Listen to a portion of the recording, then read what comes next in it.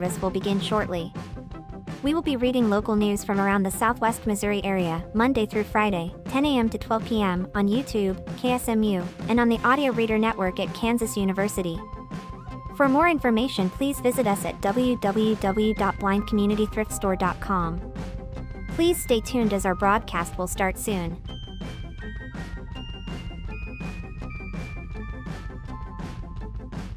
Please remember to like, comment, and subscribe on our YouTube channel now. At Blind Community Thrift Store on YouTube, and more info about this radio reading service, Navalins, and the Blind Community Thrift Store at www.blindcommunitythriftstore.com. The Blind Community Thrift Store radio reading service will begin shortly. We will be reading local news from around the Southwest Missouri area, Monday through Friday, 10 a.m. to 12 p.m. on YouTube, KSMU, and on the Audio Reader Network at Kansas University. For more information, please visit us at www.blindcommunitythriftstore.com. Please stay tuned as our broadcast will start soon.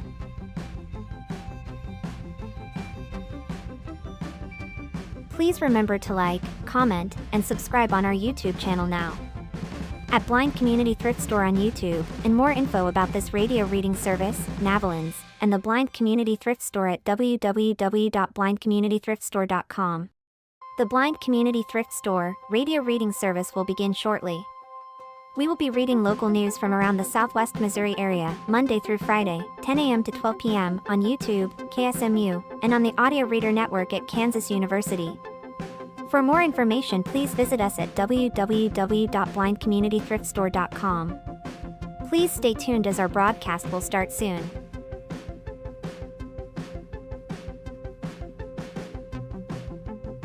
Please remember to like, comment, and subscribe on our YouTube channel now. At Blind Community Thrift Store on YouTube, and more info about this radio reading service, Navalins, and the Blind Community Thrift Store at www.blindcommunitythriftstore.com. The Blind Community Thrift Store radio reading service will begin shortly. We will be reading local news from around the Southwest Missouri area, Monday through Friday, 10 a.m. to 12 p.m. on YouTube, KSMU, and on the Audio Reader Network at Kansas University. For more information, please visit us at www.blindcommunitythriftstore.com. Please stay tuned as our broadcast will start soon.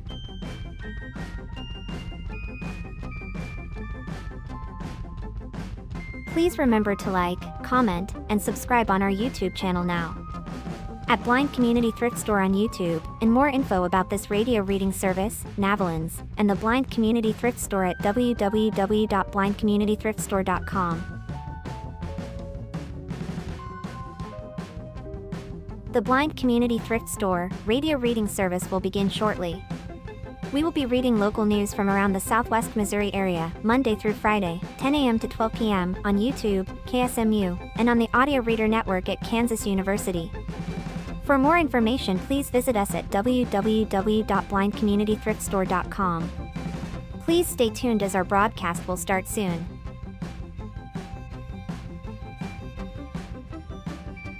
Please remember to like, comment, and subscribe on our YouTube channel now.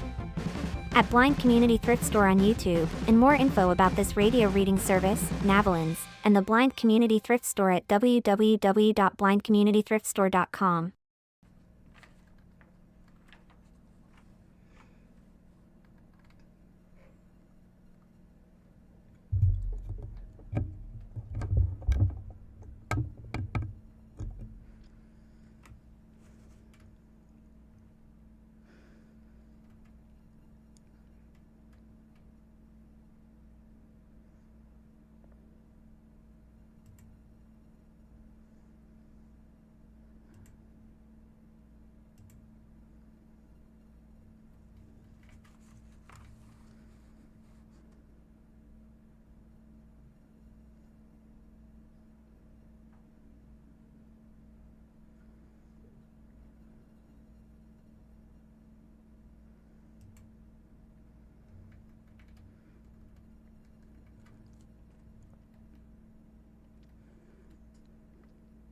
The time is 10 a.m.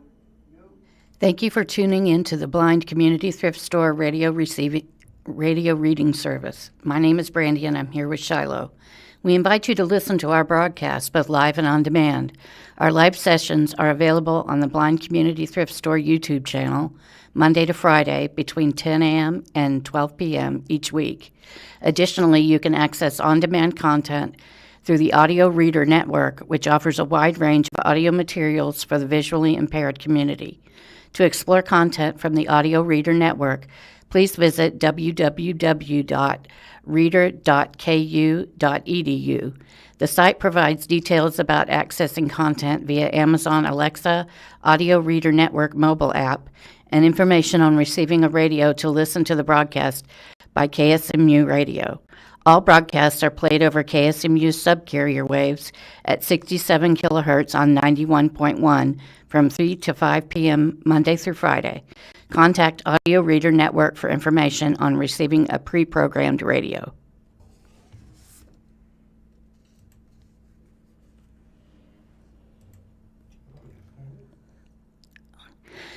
Poking around, tales of a newsman, including the night Sheriff Buff Lamb pulled a gun on him.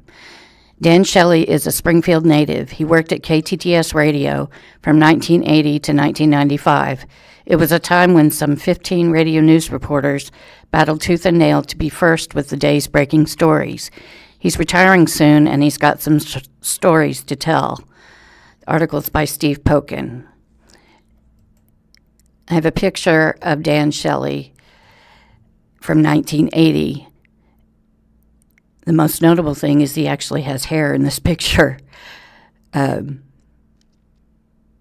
says that the minute he walked into the KTTS radio newsroom, he knew it was where he was meant to be. I knew I had to talk to newsman Dan Shelley once I learned that former Christian County Sheriff Buff Lamb once pulled a gun on him following a murder. A friend recently sent me a link to a story written by Shelley, a Springfield native who for 15 years, 1980 to 1995, worked at KTTS Radio, most of it as news director. Shelley, 66, wrote the piece because he's retiring at the end of this month. He's president and CEO of the Radio and Digital News Association, based in Washington, D.C., where he's worked almost 9 years. It's a professional group for broadcast and digital journalism and annually bestows the Edward R. Murrow Awards, the equivalent of the Pulitzer Prizes. I didn't know Shelley. He left Missouri long before I arrived in Springfield in 2012. But I read his retirement piece and quickly called him. I wanted to hear more stories with more details from him.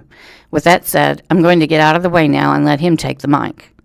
The next picture is a current picture of Dan Shelley with glasses and, sadly, no hair.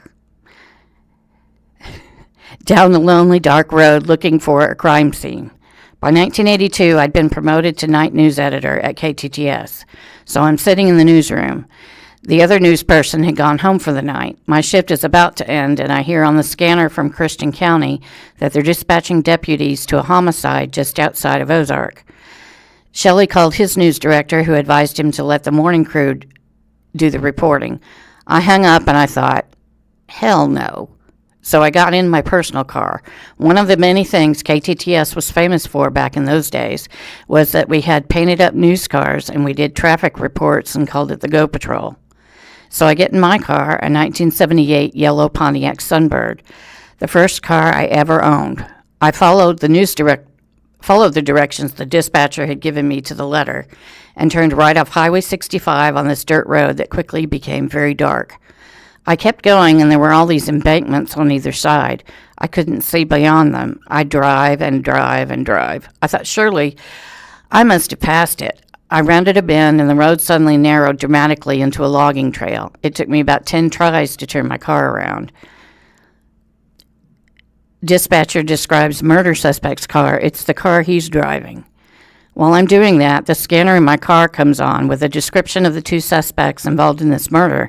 The dispatcher says they were last seen in a light tan or yellow late 70s Pontiac Sunbird. I thought, oh my God. I'm driving back on my second attempt to find this house when all of a sudden these flashlights from the embankments above the east side of the road light up and all these deputies start running down toward my car. I stopped and rolled down the window, and I heard, "Stop right there, you son of a bitch." It was Buff Lamb. I recognized his voice immediately. He got his gun out. I put my hands up and I said, "Buff, it's me, Dan Shelley, KTTS News." He holstered his gun and said, "Hell, boys, it's just the news guy." He opened up my door and goes, "Well, I guess you want to know what happened. Come on in." And he starts to lead me to the house. He, Lamb, stopped suddenly and sat down and started picking cockleburrs out of his gray polyester slacks. I remember it vividly, as if this were yesterday. He snagged some of the fabric and had all these runs in his pants from pulling the cockleburrs out. And under his breath, and kind of not under his breath, he said, "Damn it, you made me ruin my britches."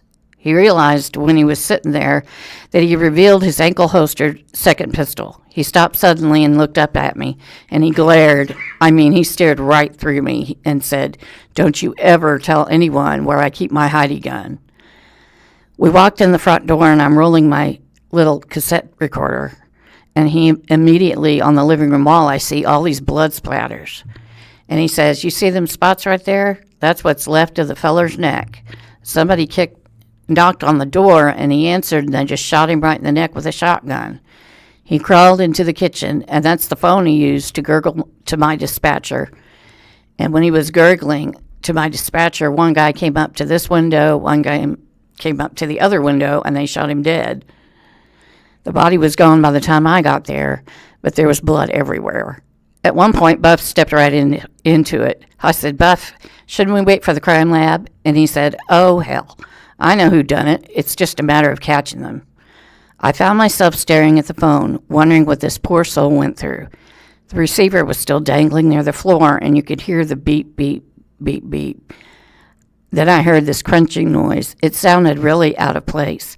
I turned, and behind me, sitting at the kitchen counter, there's Buff eating a bowl of Cheerios. He had a cereal box and a carton of milk on the counter. I said, "Buff, are you hungry right now?" He said without missing a chomp, "He was eating this when the shooting started. I'd just hate for it to go to waste." Shelley was born in what was then the Berge Hospital. It's now Cox North Hospital. His great-grandfather was Ollie Cross-White, one of 6 lawmen killed January 2nd, 1932, in the Young Brothers Massacre in the area of Greene County known as Brookline. Shelley went 2 years to Kickapoo High. The school district changed attendance boundaries, and the next 2 were at Parkview, where he graduated in 1977. While growing up, he wanted to be a disc jockey, but he changed at a career day at Kickapoo High when he was 15. One of the speakers at Career Day was Jerry Higley, who was a disc jockey on KGBX radio for years and years and years when it was on Boonville, next to the old News-Leader building. When he finished talking, I gathered all the courage I could, and in my 15-year-old Peter Brady voice said, "Mr. Higley, my name is Dan Shelley, and I want to be a disc jockey just like you." Peter Brady was a character in the TV show The Brady Bunch. He said, "No, you don't. When you go to school and when you go into the professional world, you want to be a newsman." "A newsman?" He goes, "How many 80-year-old disc jockeys can you name?"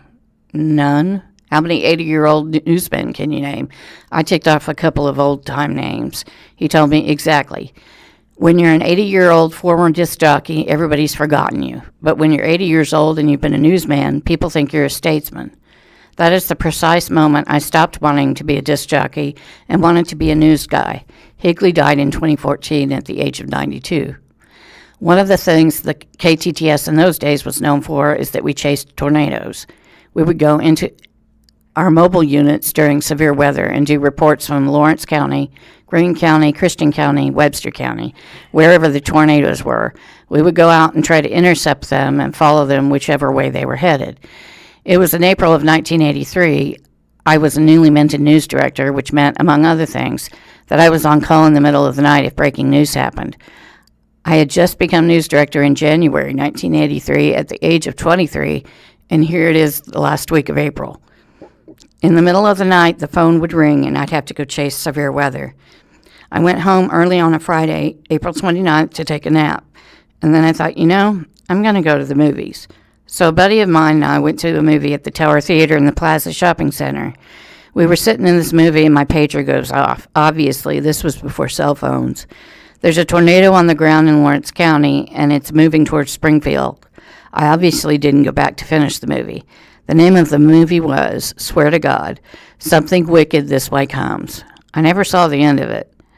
I'm driving west on Sunshine, and we've been watching the radar, and we knew about where the tornado was. I get on South Fort Street, just north of Battlefield. There was a field off to the east, and I'm heading south. All of a sudden, the sky starts lighting up. I thought it was lightning. There were green and red and orange and yellow lightning bolts. It was bizarre. About 50 yards to my left, to my east, all I saw was a giant cloud on the ground. It was rotating. I turned left or east to go on Battlefield, and all of a sudden I can't go anywhere because there's debris. There's power poles down, trees down across the road. I'm just going to stop there. I'm sitting in my news car, and some guy looking like a character out of The Walking Dead comes up. He was like a zombie, like he was in shock. He opens my door, and I said, "Excuse me." He goes, "She's dead." I said, "What?" He pulls me out of the car, and he goes, "She's dead." I had to step over some power lines, go around some trees. There was a Volkswagen Beetle on its top, and there was a dead teenage girl. It turns out the girl was the little sister of one of my best friends in high school, which I didn't know at the time. I found out later. The dead girl was 16-year-old Melissa Daniels, a junior at Parkview High. According to news reports, the car was driven by her friend Jennifer Williams. They both worked at the McDonald's on 501 West Sunshine Street. They were wearing their work uniforms and earlier had switched name tags. In an even more heartbreaking twist, Williams initially was identified as the teenager who died and Daniels as the teenager who lived. Williams' parents had seen her mangled car and misidentified her as the fatality. An EF3 tornado cut across south central Springfield that Friday night, April 29, 1983. The twister killed 2 and injured 22. It damaged 355 homes and 30 small businesses. Carl Spencer, 68, also died. He had a heart attack after running to a neighbor's home. In the mid-1980s, Ron Davis says there were 15 or more news reporters based at Springfield radio stations, battling for breaking news by the hour. It was an unbelievable time of just elbowing each other and trying to beat each other's brains in on the hourly basis, Davis says. I loved it. In addition, in 1988, there were about 88 full-time employees in the newsroom of the Springfield News-Leader. Today there are 4. With Shelley, my whole key after starting KSMU was that I wanted to beat his brains in every day because he felt the same way about me, Davis says. We were all in this together, and we were all getting better and were informing the public in better ways. It was so hyper-competitive, Davis tells me, that Shelley suspected a rival at KGBX Radio was listening in on the KTTS radio communications among reporters. So Shelley planted a fake internal message that KTTS was going to cover a live press conference in Christian County, where then Missouri Attorney General William Webster was going to announce he was filing a lawsuit to remove from the office then Sheriff Dwight McNeil. There was no press conference and there was no lawsuit. Davis tells me KGBX fell for it, but he didn't. Here's how Shelley mentions the incident in his resignation letter. I staged a test transmission on our news department's two-way, stating hypothetically that the Missouri Attorney General had filed suit to oust McNeil from office. It never aired publicly, but as I drove back to Springfield, I saw the news vehicles of every other station racing toward Ozarks. They were not amused, neither was McNeil. Former KY3 TV reporter Dennis Graves for years was another news contemporary of Shelley's. Graves and Shelley mostly worked cooperatively because KY3 and KTTS worked cooperatively, Graves says. I tell Graves I'm writing a column based on a few of the stories that Shelley shares about his early days in Springfield. If he said it, it's true, Graves tells me. Springfield police were notified on June 7, 1992, that 3 women had disappeared from a Springfield home. They have not been found since, Shelley says. KTTS broke the story. Ron Davis wrote about Springfield's most famous unsolved case for the Springfield Daily Citizen in April 2022. In Shelley's words, here's how KTTS did it. It was just pure dumb luck. One Monday morning, our Go Patrol traffic reporter called in sick. I had to go in early and do the traffic reports that morning. There was a little fender bender near the Steak and Shake on National near St. Louis. I had a lot of sources in the police department, the sheriff's department, the feds. Some of them trusted me simply because my great-grandfather was Ollie Crosswhite. Some of them trusted me because I had gone to great lengths to build their trust.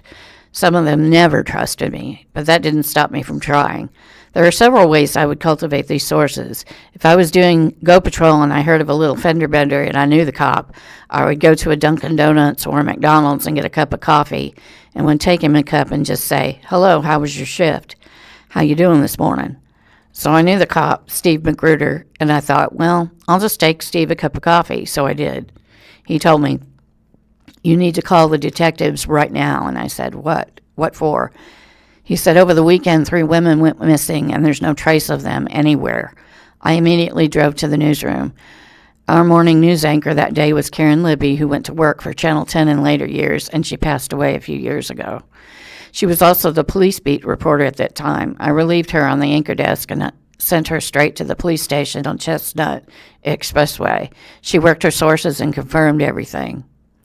It took Shelley 5.5 years to get his bachelor's degree in communication in electronic media from what was then Southwest Missouri State University. He interned at the radio station while a college student. I loved being at KTTS so much that I would cut classes, and then eventually I would schedule fewer classes, Shelley tells me. I was supposed to be there 6 hours a week on Tuesdays and Thursday afternoons because I didn't have classes then. I would show up in the newsroom and they would have to kick me out late at night. I just loved it so much that the minute I walked in. He left KTTS in 1995 and became news director for WTMJ Radio in Milwaukee. His duties expanded to oversee 3 radio sports networks, the Milwaukee Brewers, the Milwaukee Bucks, and the Green Bay Packers. He worked in Milwaukee 11 years and became a lifelong sports fan of the Brewers, Bucks, and Packers. Future jobs included executive director of digital media for CBS. He lived in New York City. He also was senior vice president of digital content strategy for iHeartMedia. Shelley now lives in Fayetteville, Arkansas, near family. I asked Shelley, what are the hallmarks of good journalism? Journalism at its best serves its community, he tells me. It makes a positive difference in people's lives. With all these cries of fake news and enemy of the people, it's important to remember that journalists live in the communities they serve. Local journalists shop at the same grocery stores as people who consume their news and information. They go to the same gas stations, the same places of worship. They're part of the communities on which they report and have every interest in exposing problems, not to cause problems, but to expose problems and shine a light on things that are happening in the community so that A, the public knows about them, and B, the public can do something about them and therefore improve the quality of life in their communities. Journalism is a critical part of any community's ecosystem, not to mention the fact that it's the only profession protected by the U.S. Constitution by the First Amendment. Public order and safety. After 2 fatal bear attacks near the Ozarks, how worried should Missourians be? By Susan Atterbury Smith. On a bright yellow wildlife crossing sign on the shoulder of a gravel road along Bull Creek south of Ozark, there's a black silhouette of a bear. The sign reminds visitors they're entering a wilderness area, except for a few getaway cabins on the hills above the creek, and that a close encounter with other creatures from the animal kingdom is within that wild realm of possibility. When it comes to the American black bears that once more call Missouri and Arkansas home, though reality is that the chances of crossing paths with them are probably slim, even though the Mark Twain National Forest is only a field or two away. I have seen bears twice since the 1990s, says Dr. Bob Kiffer, who with his wife Barb has owned a second home and 400 acres along the creek since 1994.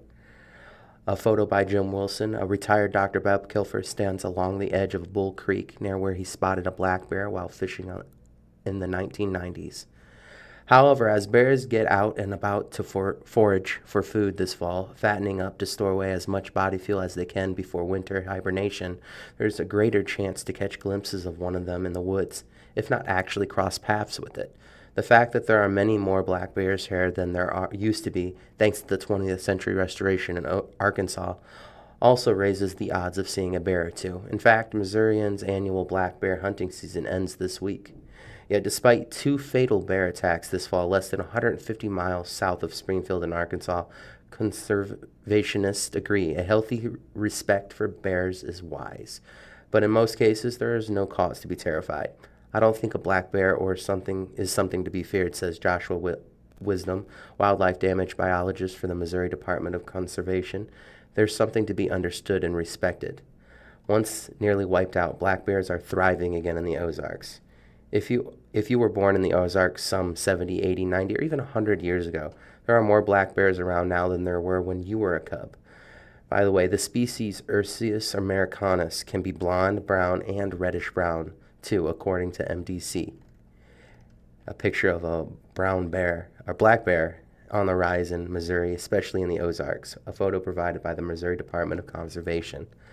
Their population has been increasing in the region since the late 1950s, when the Arkansas Game and Fish Commission began to reintroduce the species to the natural state, eventually relocating more than 250 bears from Minnesota to Manitoba, Canada, to the Ozarks and Ouachita Mountains over the next decade. Before the black bear restoration program began in Arkansas, the animals had been nearly extirpated before the turn of the 20th century due to unregulated hunting. We had hardly any bears here, and we were actually known as the Bear State many years ago because we had so many bears, says Keith Stevens, Chief Communications Officer for the Ozark Game and Fish Commission. Without limits on hunting bears, they just about wiped them out. During the 19th century, in Missouri and Oklahoma, as well as Arkansas, black bears were once both common among settlers and valuable to hunters, in demand for not only their fur and meat, but for the lard rendered from the meat. They were as plentiful as you might think of deer now, Wisdom says, explaining that beer lard was a very sought-out commodity. More shelf-stable than pig lard, Wisdom says beer lard was used in cooking and candle making, to name a few uses. Barrels filled with it were sent down to the White River to an Arkansas town near the Delta called Oil Trough, so named for the troughs used to store and ship it onto the New Orleans. It was actually named after bear oil because it was on the White River where a lot of barges would come by in steamboats and pick up the bear oil, Stephen says. When the Arkansas black bear population dwindled to only a few dozen bears, however, a hunting ban was enacted in 1927. By the time the restoration program began more than 30 years later, about 50 bears remained there, Stephen says. More than half a century later, the program is seen as a success. Today, there are 5,000 to 6,000 black bears in Arkansas. Meanwhile, in Missouri, bears hailing from Arkansas have boosted the population here from next to nothing to over 1,000, Wisdom says. And it continues to grow at a rate of 8 to 9% a year. He adds, what that means is our population will double every 10 years. There's a map with a core range, expansion range, and observed range of all the bears from green. And it looks like mostly in the southern area is a lot of bear population in Missouri. The dark green core range covers a 23-county area south of Interstate 44. Greene County is in it, along with Webster County to the east and Christian County to the south. South of Christian County, the bears' core range starts in Berry County, then crosses 5 counties along the state's southern border until it stops at Butler County to the north. It stretches as far as St. Charles. To the east, it takes in Madison County, 1 county west of the Mississippi River. The bears' expansion range, a lighter green area on the map, spreads into all but 2 counties around the core range. As black bear numbers rise, more sightings are happening in Missouri towns. As the number of bears has increased, however, so have human encounters with them. We started having bear conflicts in the 1990s, but we didn't have a number of bears, Wisdom says. We kind of went from 0 to quite a few in a few decades. When Wisdom mentions conflicts, he isn't talking about attacks. Reported to the Missouri Department of Conservation, it's like, hey, I saw a bear getting into my trash can, or I saw a bear getting into my chicken coop, he says. Most of the bears are young males, and here's why. Booted out of the den when they are barely a year old by mothers ready to mate again, male juveniles are left to wander. While not all who wander are lost, young black bears are clueless, Wisdom says, as they meander sometimes 100 miles away from where they began their life. That's where we all have these conflicts, Wisdom says. They have no idea of what they're doing, and they're in the world for the first time. Some lumber into towns overnight and get stuck, he says, and then the cities come to life and there's 10 times the amount of traffic. Springfield, Nixa, Ozark, Republic, and Rogersville are a few of the cities where bears have been reported in recent years, Wisdom says. Whether they're after food in trash cans and chicken coops or bird feeders and pet food bowls left outside homes, sometimes all the wandering doesn't end well for the bears. Last year, a bear was struck by a car on James River Freeway near the Springfield Conservation Nature Center, Wisdom says. Missouri opens limited bear hunting season to manage growing population. To balance the needs of Ursus americanus and Homo sapien, the MDC developed a black bear management plan in 2008, noting sightings of sows with cubs, nuances, complaints, and other incidents involving black bears in Missouri have increased significantly over the past 10 to 15 years, suggesting that bear population are increasing in the state. When the number of black bears in the state reached 500, the MDC management plan recommended that the hunting season could help control population growth. The first season opened in 2021. Unlike Arkansas black bear hunting season, which started in 1980 and now lasts from September 17th through November 30th, with modern gun hunting of bears allowed in 3 zones of the state in late December, Missouri season is less than 2 weeks long. It began on October 18th and ends Friday. Here, only Missouri residents can hunt bears. Wisdom says, and hunters must enter a spring lottery for the chance to purchase tags for one of 3 hunting zones, all south of the Missouri River. This year, 5,249 hunters applied for tags. Only 600 were issued. Yet Wisdom notes that up to 400 permits in previous years. Then when the season opens, hunters with tags must phone the MDC before they set out to learn whether harvest quotas have been met in the zone where they plan to hunt. If so, hunting season is over in that area. Most of Greene County is in Zone 3. While 75 tags are allowed in this zone, only 5 bears may be killed. The southern part of the county and counties south of U.S. Highway 60 are Zone 1, which allows 300 tags to be drawn, yet only 20 bears to be harvested. In Zone 2, which covers the eastern part of the state south of the Missouri River, 225 tags and 15 bears are allowed. Regulations are required hunters to extract and submit a premolar tooth from every bear killed so that the MDC can determine the age of the bears harvested here. Based in unique regulations, bear hunting isn't yet the tradition for families and groups of friends that deer hunting is in Missouri. It takes a long time to build a hunting culture for bears. Who has hunted bears in Colorado and teaches introductory bear hunting classes for MDC, says Wisdom. The fact that it is also a different kind of sport here, a low success hunt, Wisdom says, narrows the field of interested hunters to. We do not allow bait, he says. We do not allow the use of dogs. It is not a matter of hunters waiting in the blind or a tree stand for their prey to appear before hunt. They scout the location of food the bear prefers, white oak, acorns, pawpaws, because that's where the bears will be. You're just going out there and you're trying to find one, Wisdom says. They just are where they are. It's better if you think of it as an adventure. Bull Creek couples share close encounter with Missouri black bears. Bob Keffer looks off the edge of the deck to he and his wife's large second home at land where the two of them spotted a black bear some years ago. Photo by Jim Wilson. Bob Kiffer doesn't hunt bears, but he does have adventure stories to tell about the ones he and Barb have encountered near Bull Creek. The first adventure happened in 1990s, he says, not long after they bought their property. I was there fishing one day, he says, pointing to a spot along a gravel bar on the sunny day last week, and I'm fishing and I hear a put, and I turn and there's a bear about 30 feet away, and I'm like, okay. He knew approaching the bear was a bad idea, but when it headed his way from the creek on the same path Kipper planned to take to get to his all-terrain vehicle, he realized his escape route was the same as the bear's. I kind of tightened up my sphincter and said, okay, I'm going to do this. The retired gastroenterologist made it to his ATV and crossed the creek back to the safety of his home. Then he was surprised a second time out on his deck. And I'm starting the charcoal grill, and I hear put, and just below the deck, Keeper says, same day, same bear. With a phone call to report the sighting to the MDC, what bears there might be on Kiffer's land became part of a study in which bears were trapped and collared with radios for tracking. One of those bears caught on the game cam was quietly dubbed Little Dummy. A small bear, Little Dummy, got trapped constantly, Kiffer says, so that's how he got the name. Kiffer questioned the moniker, though, since MDC staffers were hunting the bear into traps with day-old donuts, sedating them. He's got the university-trained biologist going to Walmart to pick up donuts to feed him, Kiffer says with a laugh. He gets a big meal and he takes a long nap and they let him out. Now who's the dummy here?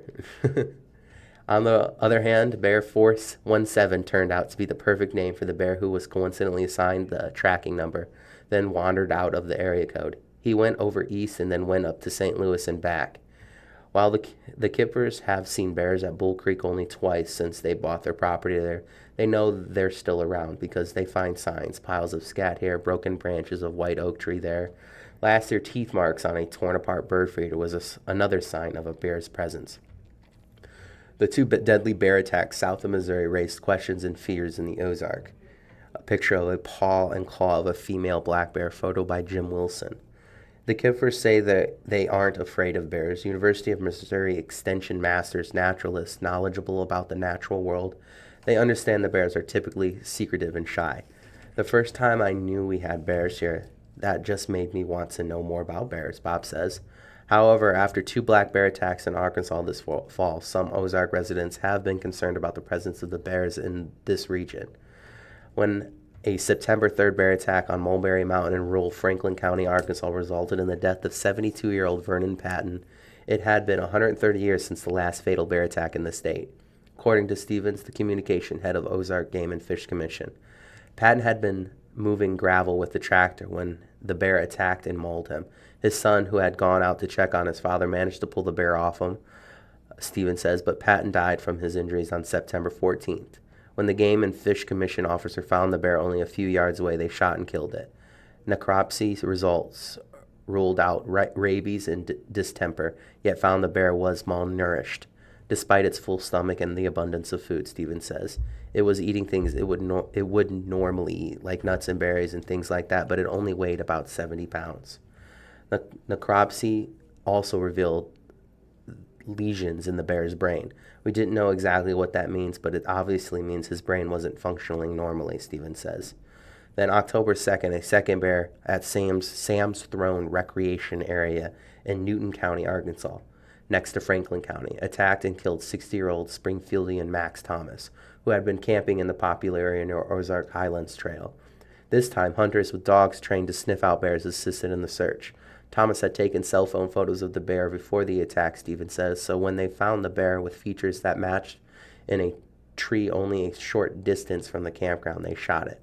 However, last Thursday, the commission announced that the DNA of the bear that shot did not match the DNA of the bear responsible for the attack on Thomas. That bear remains at large. And so far, Stevens says no other bear have been caught on camera or trapped in the recreational area, which remains closed to the public. It is really tragic to have killed the wrong bear, but we can't mess around when it comes to public safety, Stevens says. We've got to do the right thing and see if we can find the bear. Authorities are eager to learn whether the bear may also be sick since the second attack took place only 45 miles away from the first. We want to find out, is there something the bears have or is there anything in common? Stevens says, we want to know, is this just totally random or is there a disease that's affecting them? But we just don't know at this point. When Arkansas residents call the commission to learn more, Stevens says they aren't panicky, only concerned. They want to know what's happening just as we do, he says, but the odds of this happening, it's probably easier to win the lottery than to have this happen. Wisdom agrees, calling Arkansas attacks extremely unlike is like being hit by lightning twice. And as far as Wisdom knows, Missouri is modern history has never had a lethal bear encounter. What black bears eat and how to stay safe if you see one. That's because bears aren't normally interested in humans, conservationist says. What they are interested in, especially before hibernation, is eating. And that's why people may be more likely to catch glimpses of them in the autumn when they can spend most of a 24-hour day foraging for food. Seasonal hormonal changes in bears trigger hyperphagia, which gives them an enormous appetite, causing them to eat and eat and eat and eat, Wisdom says. Eating, he adds, is a full-time job right now for bears. Before they hibernate, bears typically consume up to 30,000 calories a day to bulk up their body mass by 30 to 50%. In the fall, they're trying to get as fat as they can before they go into the den, he explains. So what's on the menu? Bears are true omnivores, so their diet consists of both animals and plants, including fruit from native pawpaw trees. However, nuts are what they're really crazy about, Wisdom says. Black bears will eat red oak acorns, he says, but they crave acorns from white oak trees. Once those acorns hit the ground, it's like a brand new food source, and they really key in on it. Humans are unlikely targets for hungry bears simply because bears aren't likely to expand their energy on attacks. By nature, bears don't want to work any harder than they have to for food. They're interested in easy calories. They don't want to fight things. The idea of trying to attack a person for food is pretty unlikely. They're basically a big raccoon. Maybe so, yet humans increase the likelihood of conflicts with bears by leaving food where they can find it. The MDC encourages the public to be bear-wise. First, by not feeding bears, which can cause them to lose their natural fear of humans.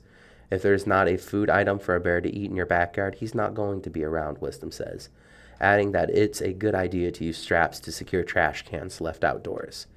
Hikers should make noise to make bears aware of their presence. Stay alert for signs of their presence. Keep dogs on leashes and never approach bears. The MDC says campers should store food and toiletries in vehicles or strung high between trees, never burning or burying garbage or food waste. Here's what the MDC says to do in case of a bear encounter. Never corner a bear. Make sure it has an escape route. Back away slowly with your arms raised. Speak in a calm, loud voice. Do not turn your back to the bear. Walk away slowly. Do not run. They're not fuzzy people, Wisdom reminds. They're wild animals. Since seeing the first black bear at Bull Creek, Bob and Barb, a retired nurse and nurse educator, have become volunteers at Springfield Public Schools. Wolf, Wonders of Ozarks Learning Facility School. Whether at the school or on the field trip to Bull Creek, the Kipfers emphasize teaching students to be bear aware, Bob says. It's not a matter of teaching the bears to live with us, he says. It's a matter of learning to live with bears. 417 Magazine, The Pets of Springfield and Southwest Missouri. We can all agree our pets are our life. Read about some of the favorite local pets and their devoted humans from around Springfield, Missouri by Jordan Blomquist. Pets have a way of bringing people together and bringing out the best in us all. Across Southwest Missouri, they're tagging along on hikes, brewery visits, and photo shoots, and stealing the spotlight at home. This feature is a love letter to our local pet community and the four-legged or feathered friends who make life a little sweeter. People and their pets. Bon Appetit Dog Treats. Bon Appetit Dog Treats' mission is simple: to provide healthy, tasty treats for dogs, all tested by the owner's own furry friend and with a taste for quality control. There's a picture of the owners and their, looks like a white lab dog with a bandana around his neck. Have you ever wondered what's really in your dog's treats? Jim and Debbie Doherty had the same thought about 10 years ago when they decided to start making their own for their late dogs Abby and Izzy. Debbie says she knew she could make them treats filled with healthy ingredients. What started as a simple hobby quickly grew into something more. Debbie shared her homemade treats with friends who kept insisting she needed to start selling them. Their dogs just love them. After about a year and a half of perfecting her recipes, she decided to turn the hobby into a full-fledged business. They first started selling at the Greater Springfield Farmers Market, with their lab Savannah often tagging along as the mascot. It's morphed and taken on a life of its own, Debbie says. Today, Bon Appetit dog treats can be found not only at outdoor markets around town, but also at Cassidy Station, Galloway Mercantile, and the Barker Shop. The Dohertys hope to expand a few more local shops, but they want to keep the business rooted in its original values. We're more interested in keeping it a small mom-and-pop feel than branching out and losing track of our mission, Jim says. Each 8-ounce bag contains about 33 treats, with peanut butter, banana, and honey ranking as the top seller among their 6 flavor options. At festivals and markets, they also offer a soft, chewy cookie version. If we can't eat them, we don't make them, Debbie says. We don't make designer treats, but we specialize in simplistic treats that never sacrifice flavor or nutrition.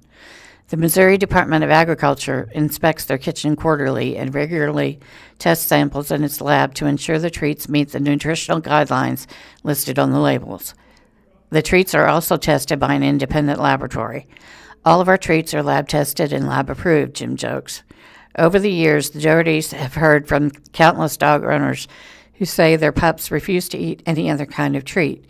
That's what keeps us going. That's what makes our hearts happy.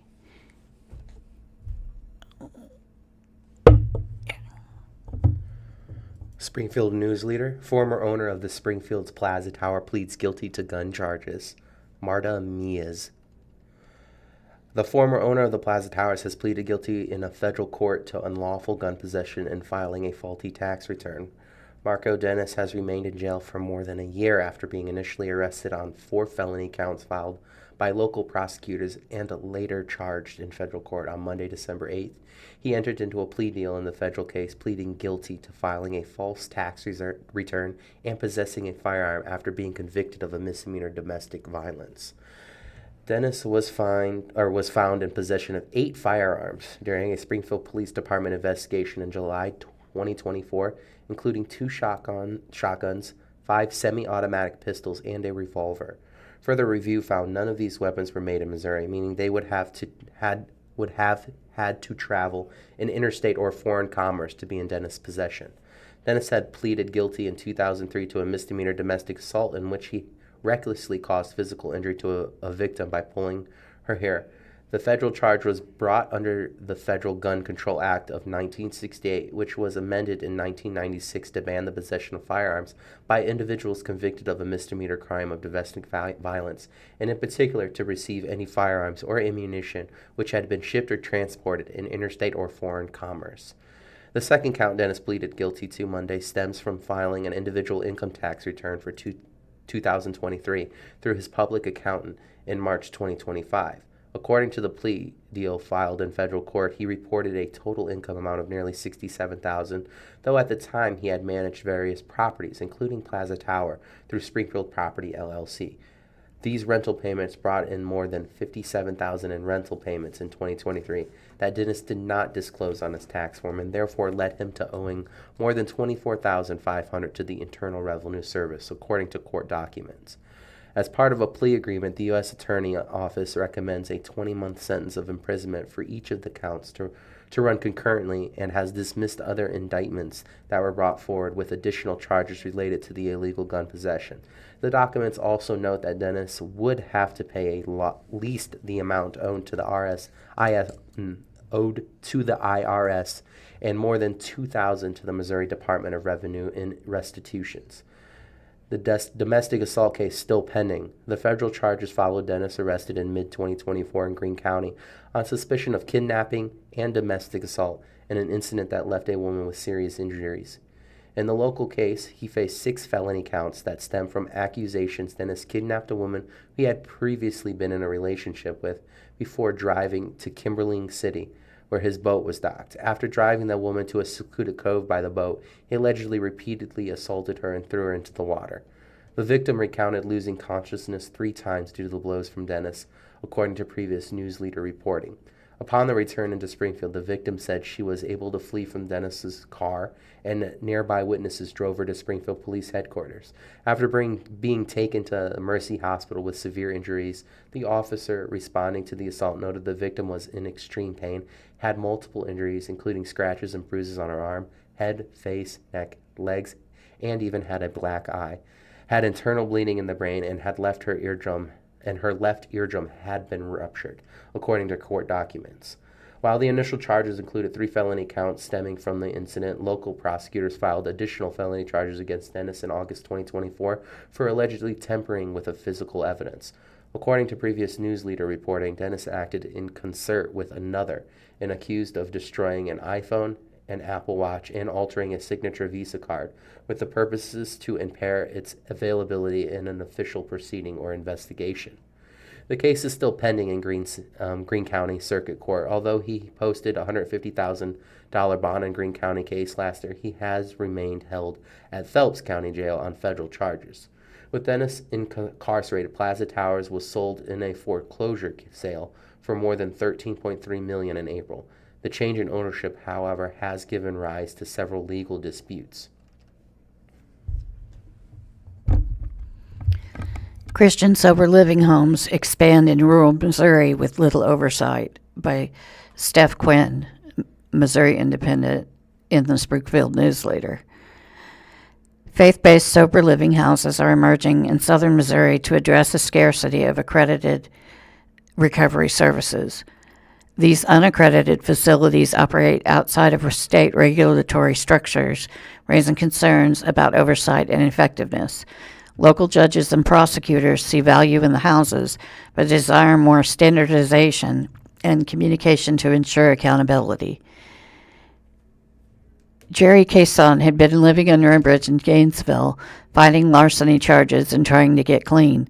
Biking from Springfield to Mountain Home, Arkansas, where he'd planned to stay with a friend, Cason, 52, was pulled over and arrested on a warrant for a stolen car, charges that were eventually dropped. While fighting the charges, Cason said he got into a cycle of using, stressing, failing drug tests at his court appearances, and then having to go do 7 days in jail.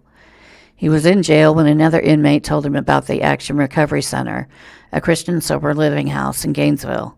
The residential program promised to help residents with substance abuse disorders find stability through faith work and peer support.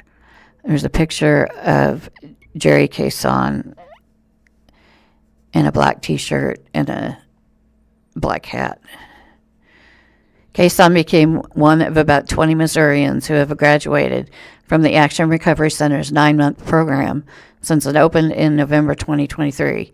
It's one of a spate of faith-based sober living houses established by Christians in recovery from substance abuse disorders in Wright, Ozarks, Douglas, and Texas counties.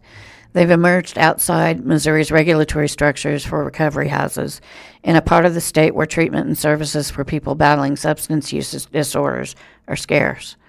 There are 3,677 accredited beds in the state, and 44% of them are located in St. Louis or Kansas City.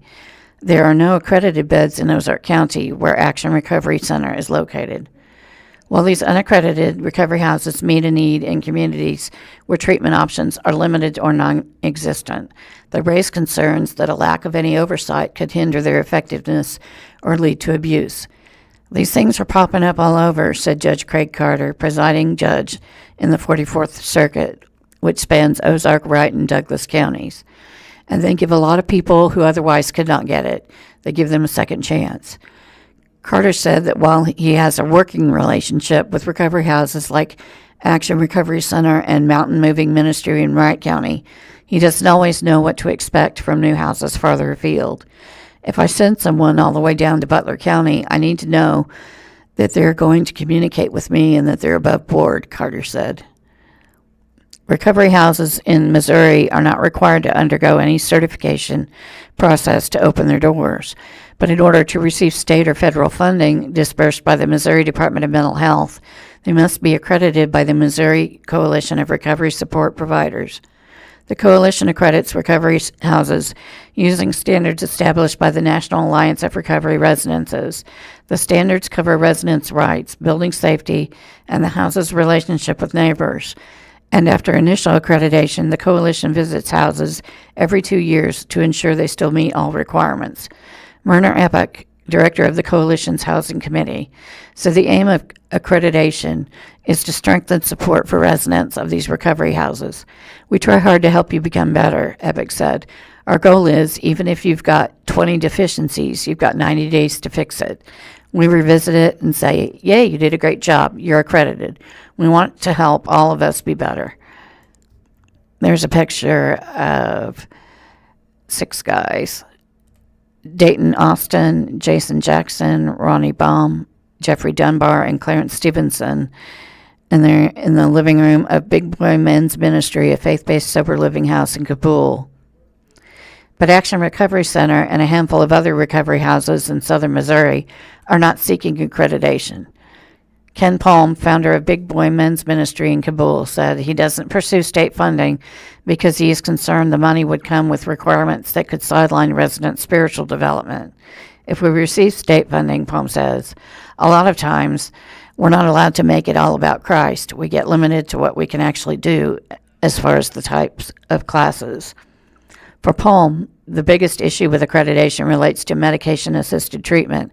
He and other leaders of faith-based sober living homes told The Independent that they were taking medications like methadone or buprenorphine to beat an opioid addiction sets people up to relapse.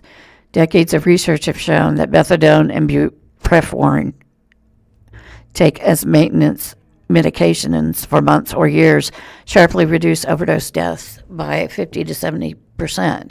Recovery houses don't have to accept medication-assisted treatment to be accredited or receive state funding, but they do if they want any federal funds through the U.S. Substance Abuse and Mental Health Services Administration. To fish for a man. On a Tuesday evening in late October, 15 to 20 men spilled from the living room to the kitchen of an old house in Kabul, with a couple of people poring over Bibles in the adjoining room. It's one of two homes to Big Boy Men's Ministry. There are at least 4 bedrooms filled with the stuff of men's lives. Family photos taped to the wall, backpacks, laundry hampers clustered around bunk beds set up dorm style. Palm is rushing to get to a revival, and he's trying to round up residents who want to come. Others stay to socialize with hugs and gentle ribbing among men who have become brothers. Palm said he began his ministry to men struggling with addiction while he was on probation. He'd struck up conversations when he reported to the probation office. Just through conversation, you could tell that they were trying to have a new life, but they didn't know how to have it. So I would basically start there. Then after that, even when it wasn't my visit to see the probation officer, I would still attend to the office just to go in there and sit and fish for a man. Palm said he and his wife April were blessed with a very big house, so they started welcoming men to live in their 3,200 square foot basement. Big Boy Men's Ministry now spans 2 houses, and April started a recovery housing ministry for women called Abundant Grace. Me and my wife, we really enjoy it, Palm said, because downstairs when the guys are down there and they're being rowdy, laughing and just carrying on with each other, being brothers with one another, being able to be partakers of that experience is so rewarding. The men work during the day and attend evening classes 4 to 5 times a week. Saturday is laundry and shopping day, Palm said, and from 10 a.m. to 1 p.m. they volunteer in the community, building decks, repairing roofs, washing windows, cleaning gutters, just all kinds of stuff. Once a month, the men hold street church and share their testimony with the public. Either myself or the other men from the ministry that's been raised up from discipleship to be preachers. They get to be up there preaching the Word of God, and we do altar calls, Palm said. So we're very involved on weekends in our community. The men pay $150 a week after their first 2 weeks, and the ministry accepts donations. In late October, there were around 20 men in each of the Palm's houses. Palm said 50 to 60 men graduate from the ministry each year, and then he and his wife counsel residents like parents. I sit them down as men, and I have these hard talks with them like a father would give them. And I give them the best advice that I can come up with, he said. And my wife does the same thing. It's pretty fascinating and such a joy to experience this, that some of the men will even come to my wife and say, "Hey, Mom, can we talk?" They're having wife problems or they're having children problems. Dayton Austin, 28 of West Plains, said Palm had been talking to him man to man since the first time he got in trouble in 2019, even when he slipped up. He did his first recovery housing program at Mountain Moving Ministry in Mountain Grove, Austin said, where Palm is board president. He graduated from the program, made all the right moves, did all the right hoops, said all the right words, but got another charge within 6 months. Austin kept graduating from recovery housing programs and getting in trouble, he said, selling fentanyl and just being crazy. He had periods of success, too, studying for a few years to be an occupational therapist assistant in Springfield. I was doing the thing without people having to tell me what to do, Austin said. He loved his studies, he said, but they were stressful and he returned to old patterns. He got caught with meth and a gun. Paul told him to just show up at Big Boy Men's Ministry. I had a feeling I was destined for prison, Austin said, but I knew I needed to be here before I went. 5 months into his stay, Austin was sent to prison for 8 months. But he said, I had a foundation to go to prison on now. After his release this year, Austin returned to Kabul. He looks up the ministry's growing group of graduates. Some of them have become part of the ministry's leadership. All of these guys are on the board now that God's really using, Austin said. He gave them businesses. They're busting with kids. They're busting with families. They're creating their own ministries. Austin, who is now a certified nursing assistant, said he hopes for a family of his own someday. It's all a process, he said, but I know what I want. It's a busy November morning at the Wright County Courthouse in Hartville, with almost 70 people on the criminal docket. Chris Turner, 48 of West Plains, is the first to be called before the judge. Turner, who was found guilty of burglary and meth possession in April, was called to court for a probation violation hearing because she hadn't been making her restitution payments. But she was able to satisfy Judge Carter that she's making progress. She settled up with the county, and in June, she moved into a Christian sober living house in West Plains called Design Your Life. The Women's Recovery House was established in September 2024. Carter said he had never heard of it. I can honestly say it's the best thing that's happened to me since I got in trouble, Turner told The Independent. Before she joined Design Your Life, Turner said she was facing homelessness and struggling to find transportation to her drug tests. She said she used to walk the 43 miles from West Plains to Mountain Grove. Now she gets transportation to court and her job at a sawmill from Design Your Life. And living in a house full of women is coaxing her out of her shell, she said. Carter said he is a strong supporter of Christian sober living houses, but he said there's a need for shared expectations between sober living houses and the courts when completion of a recovery housing program is a condition of a defendant's bond or probation. He said communication and fair, consistent drug testing are two of the most important areas for agreement. Judges can't unilaterally force a defendant to participate in a religious program, Carter said. But if a defendant applies to a Christian sober living house and is accepted, it can help make the case against keeping them in jail or sending them to prison. We sent people to some of the ones in Springfield, Carter said, and guys will run and they won't let us know. We'll have them back on the docket in 2 months. Where is this person? There's a picture of a blonde woman in a gray shirt, Autumn Delaney, 42 of Isabella, outside of Action Recovery Center in Gainesville. Since finishing the program last year, she and her husband have saved enough money to move out of their camper into a house, and she's mending her relationships with her children. I couldn't have done it without Jesus, she said. Wright County Prosecutor John Tyrell said he's concerned a lack of standardization can allow abuse of residents. He gave the example of Compassion House in Niangua. The facility's founder, Isaac Tilden, was charged this year with child abuse and forced labor. The complaints allege that Tilden compelled residents to work for free or face revocation of probation or parole, and then he failed to protect his daughter from sexual abuse by residents. Accreditation provides standards and protections for recovery house residents, but accredited recovery beds are scarce in some parts of the state. Sean Wilkerson, who is spearheading plans to expand mountain moving ministry to Ava, said he and a friend spent 10 hours trying to find a spot for him in treatment when he embarked on his recovery 5 years ago.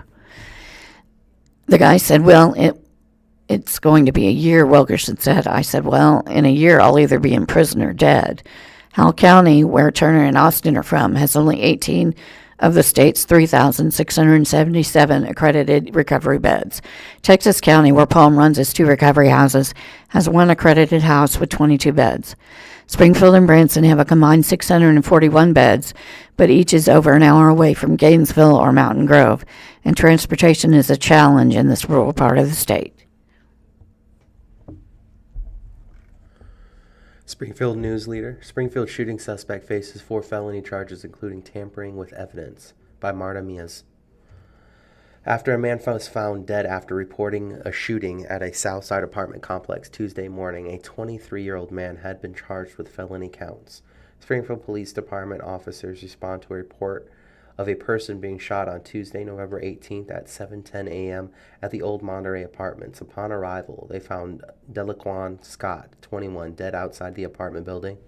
According to SPD news release, DeAndre Jonas of Springfield was arrested while exiting his apartment approximately 3 hours later at about 10:15 a.m. Jonas was initially booked into Greene County Jail on suspicion of first-degree murder. Now the Greene County Prosecutor's Office has filed 3 additional charges against Jonas for armed criminal action, abandonment of a corpse, and tampering with physical evidence. Body found in a trash bag in a nearby dumpster.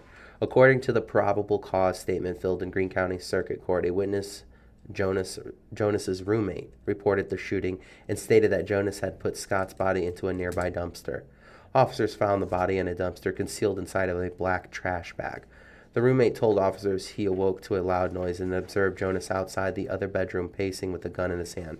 Jonas then allegedly told the roommate he'd shot Scott because of his impulsive thoughts. The roommate observed Scott on the floor of the bedroom with a gunshot wound to his head. Jonas allegedly asked his roommate to help him move the body, which the roommate refused, according to the court documents. The witness then left the apartment, going to a nearby apartment to call 911. During an interview at SPD headquarters, the roommate shared a video he had taken of Jonas allegedly handling a black trash bag with what appeared to be a human foot protruding from it. Jonas was interviewed after his arrest and allegedly claimed an unknown person wearing a mask committed the shooting using Jonas's gun. He allegedly told law enforcement the person tried to make Jonas assist him, but he refused, and after the person left with the body, Jonas began to clean his apartment. Court documents said Jonas also claimed he did not know who the victim was, as the body was concealed in a bag. According to the probable cause statement, SPD detectives found a single projectile located in a pillow on the floor just next to the bed. The roommate witness allegedly mentioned observing Scott on the floor after the shooting in a position as if he had been sleeping. In addition to the murder, armed criminal action, and abandonment of corpse charges, Jonas is also facing a felony charge for tampering with evidence for allegedly altering the crime scene by cleaning up blood. Jonas remains at Greene County Jail held without bond. This was Springfield's 10th homicide this year, occurring less than a week after another shooting at an apartment building downtown that also claimed the life of a 21-year-old man. Springfield News-Leader, Missouri schools could see new performance incentives under proposals, by Annalise Hanshaw. A possible incentive program for Missouri school districts is beginning to take shape as a group charged with crafting the proposal signed off on a program framework Wednesday afternoon, December 3rd. The Missouri School Modernization Task Force Performance Incentive Working Group completed its final meeting Wednesday before it presents recommendations to a larger group in January. The 3 other work groups have at least one more meeting each before their recommendations are finalized and made to become public. Providing financial incentives for school districts to improve student achievement is a new concept, with a few states using outcome-based funding models. But under an executive order from Governor Mike Kehoe, Missouri may be poised to give the idea a try. Carl Monsis, the state education department former finance chief, discusses the state public education funding formula during the Missouri School Funding Modernization Task Force meeting on September 9th in Jefferson City. A memo from nonprofit Aligned and Education Policy Group focused on workforce development noted that the idea of incentives had potential, but could be a source of inequity. The brief, written by Aligned Kansas Director of Policy and Research Eric Syverson, looked at a program in Arizona that gave additional funding to high-performing schools. Most dollars flowed to already advantaged schools, he wrote, noted that Arizona lawmakers shut down the program in 2024. Creating equitable incentives was a key focus of the working group's meeting, December 3rd, as members questioned whether their plan served all students across the state. The framework the group is pursuing gives extra funding to districts when students reach achievement levels or hit growth targets in the areas of early literacy, middle school math and language arts, and college and career readiness. A committee would be formed to articulate precise targets. The program would be funded through a separate line item in the state budget, with a target funding level of $50 million, according to draft recommendations. One part of the plan split the panel, though, as members debated whether or not the performance of certain student groups should have higher awards for schools. Carrie Monses, the state education department's semi-retired financial chief, proposed a larger bonus when English language learners, low-income students, and those in special education reach performance targets. High recommendations were based on the group's prior meetings, not necessarily the opinions of the state education department. Chris Voss, a senior director with the Horzog Foundation, questioned why some students' performance would trigger higher funding than others. We are basically telling students that certain students we care more if they grow than others, he said, and that's where schools will put their focus. The state gives additional funding for schools to educate students in these groups, Voss says, saying that any additional resources needed should come through the formula that funds schools rather than an incentive program. Monses says he's worried that removing the boost would hurt districts with a greater population of low-income students and English language learners.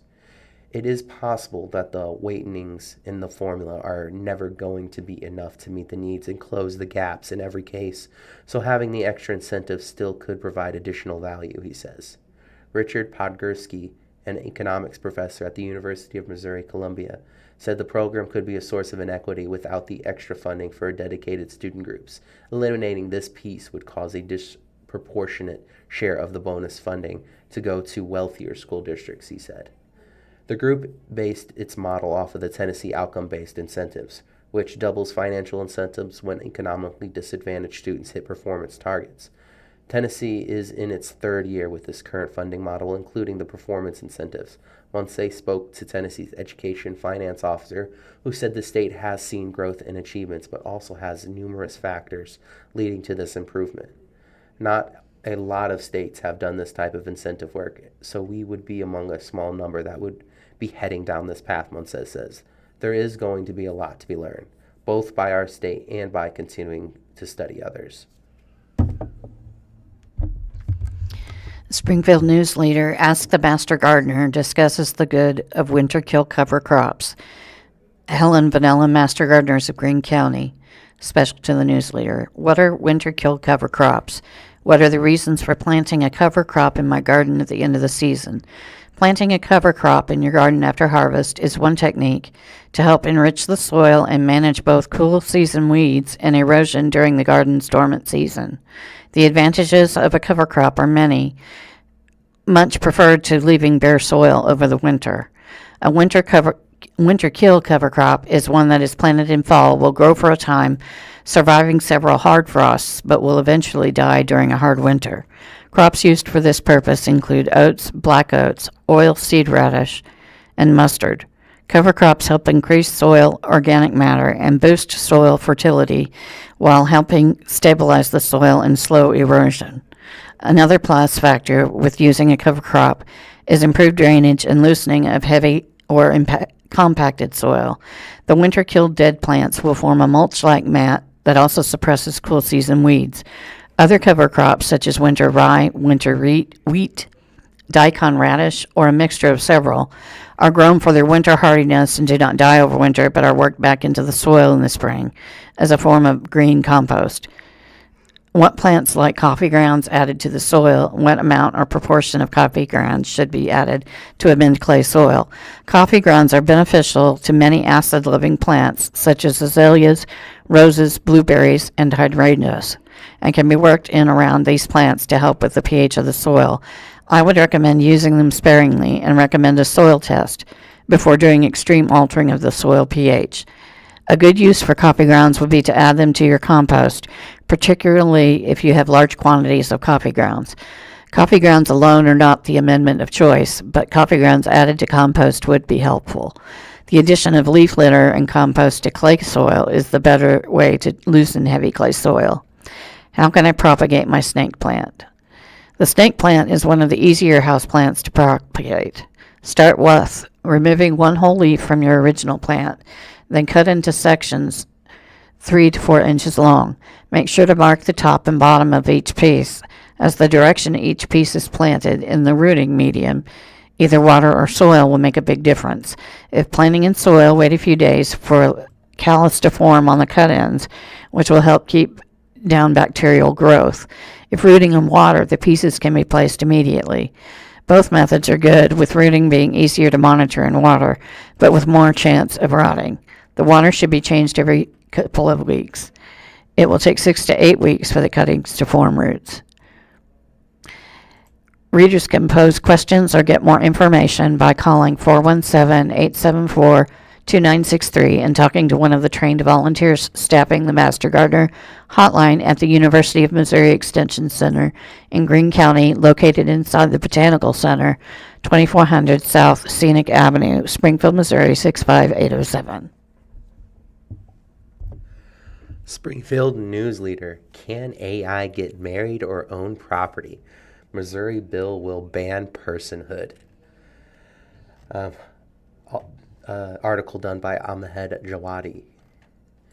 A Missouri lawmaker has introduced a bill that would ban AI from being recognized as a person, including prohibiting it from getting married in the state.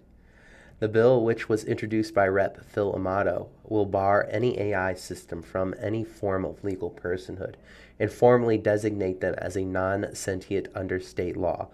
This includes recognizing AI as a legal spouse or domestic partner, whether it be a human or another AI system.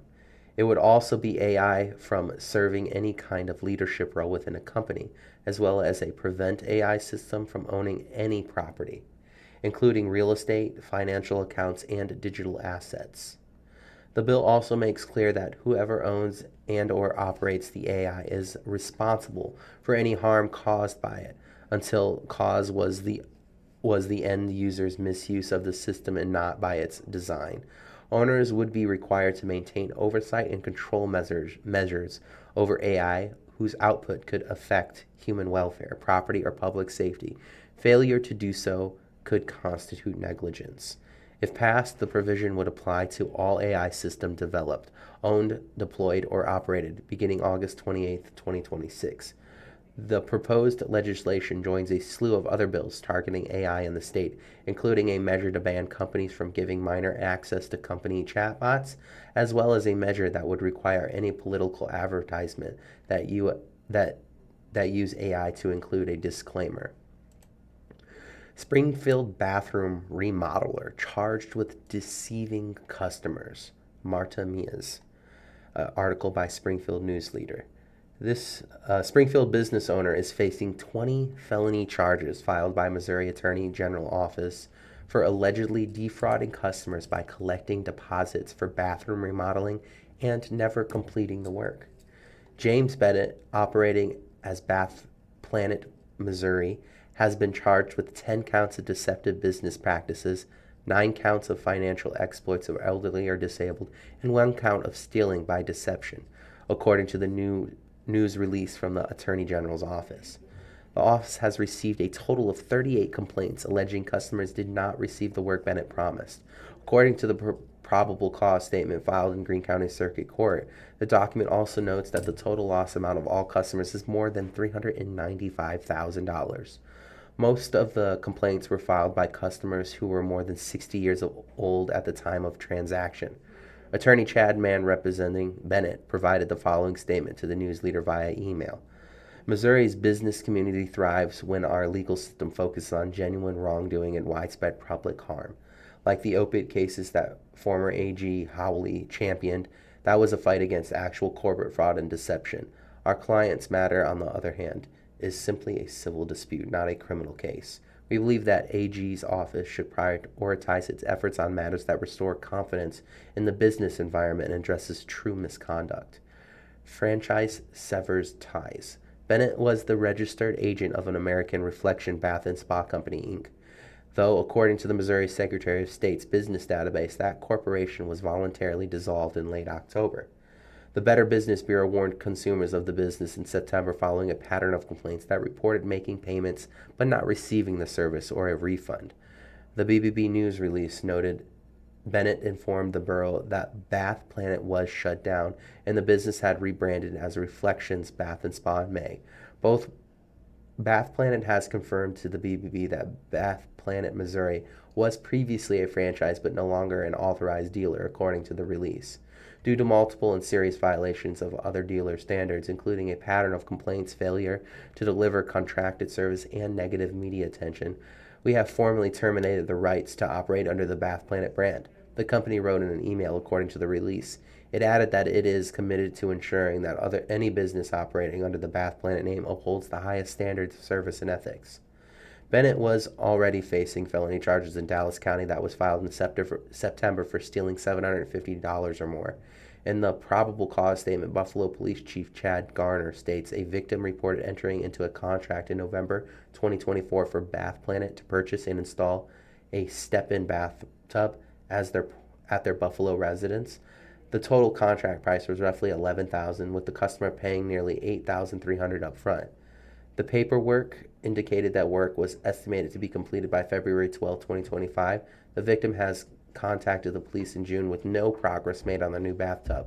While Garner continued to check in with both the customer and Bennett, the work had still not been completed by mid-September. The court documents notes Garner has also received several other complaints regarding Bennett from across southwest Missouri, including a complaint investigated by the Nixa Police Department. Bennett had posted bond in excess of $8,000 in Dallas County case, according to CaseNet filings. A warrant issued in the case stemming from AG's office carries a $25,000 open court bond. Mann, representing Bennett, has filed a motion to recall or squash the warrant, arguing that Bennett is ready to voluntarily appear in court in front of everyone and that jailing the business owner was not necessary.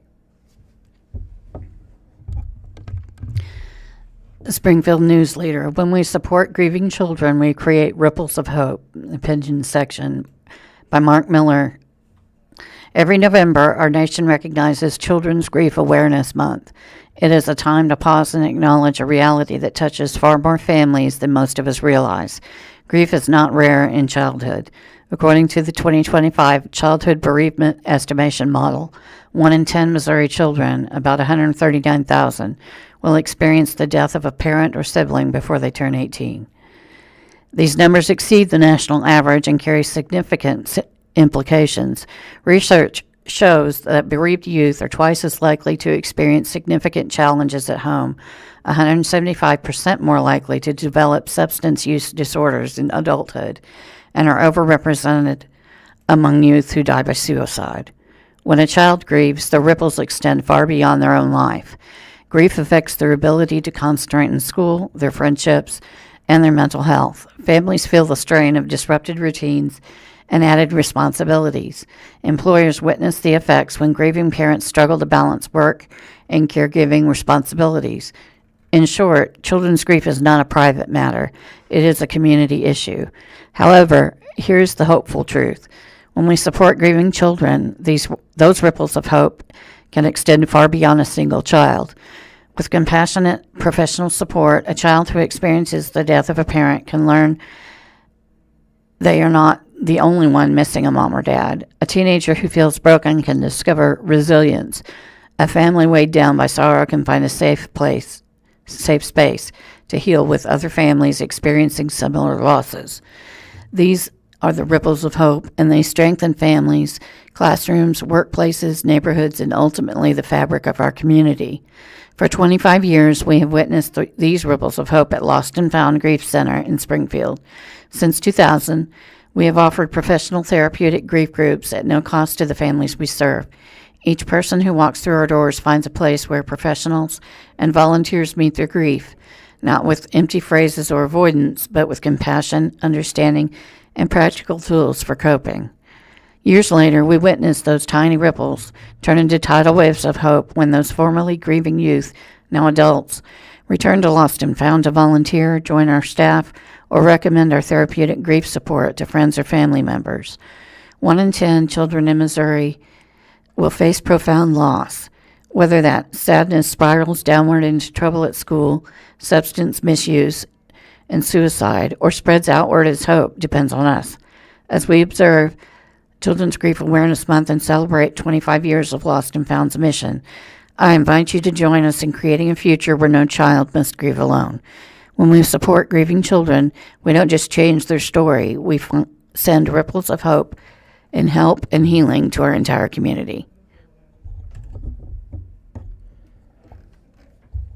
417 magazine, some Springfield food news for you.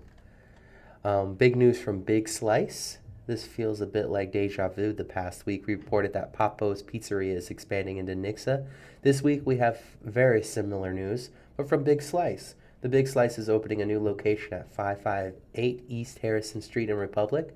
They haven't announced an exact opening date yet, but are using the word soon. This will be the Big Slice 4th location, which is a testament to how much we locals love their massive New York-style slices. And while we're on the top of Big Slice, I've got another great gift idea. Big Slice purchase card.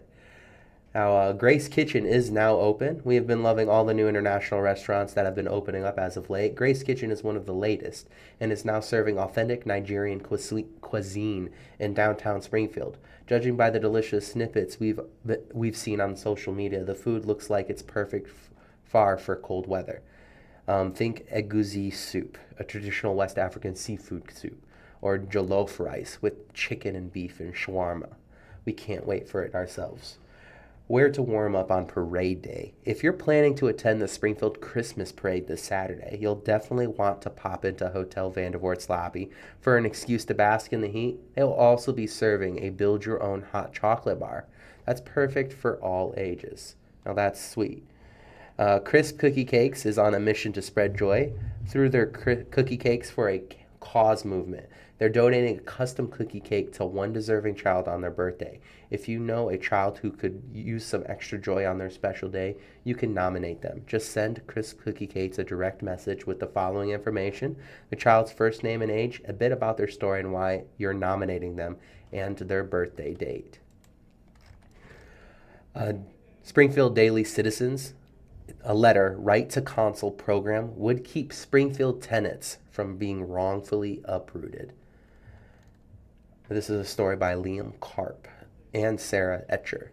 In the past 12 months, 2,919 eviction notices have been filled in Springfield.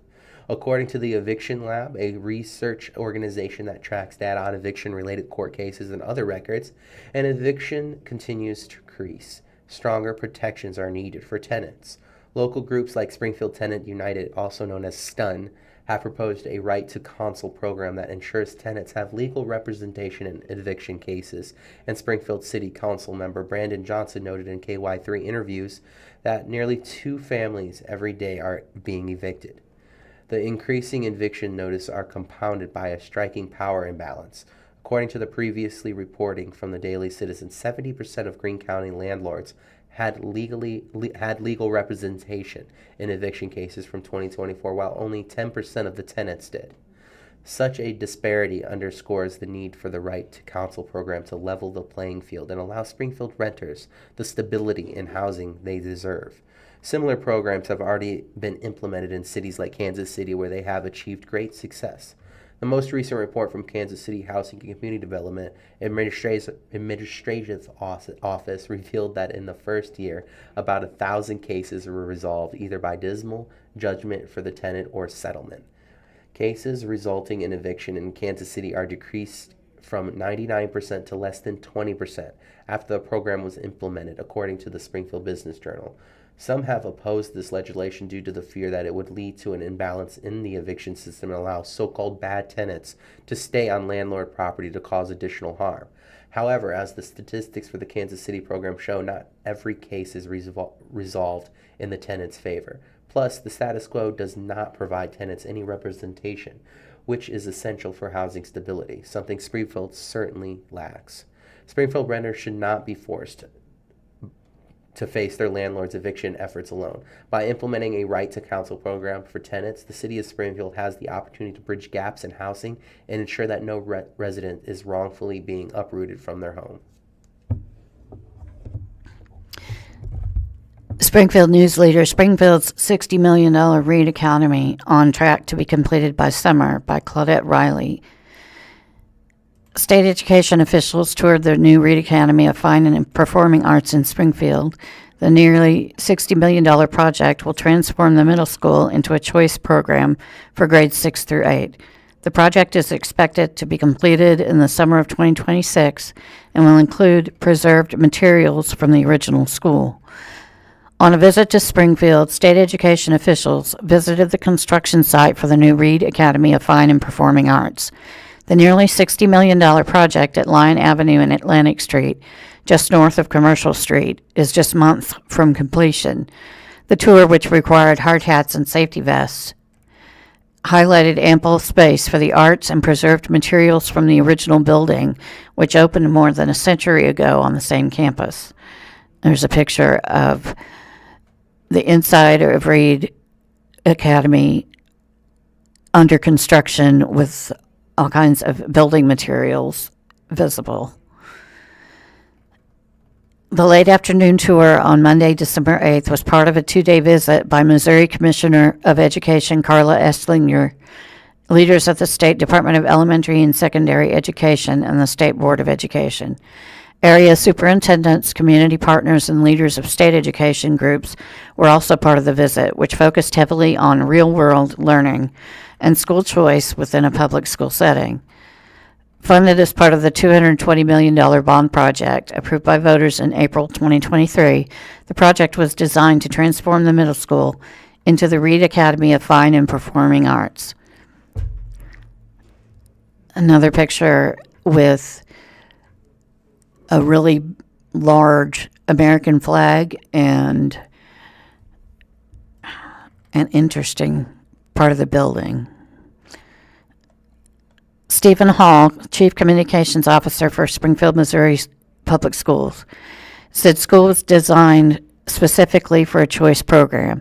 In addition to serving families who live nearby, it is expected to continue to be a draw for middle school students who want to explore the arts.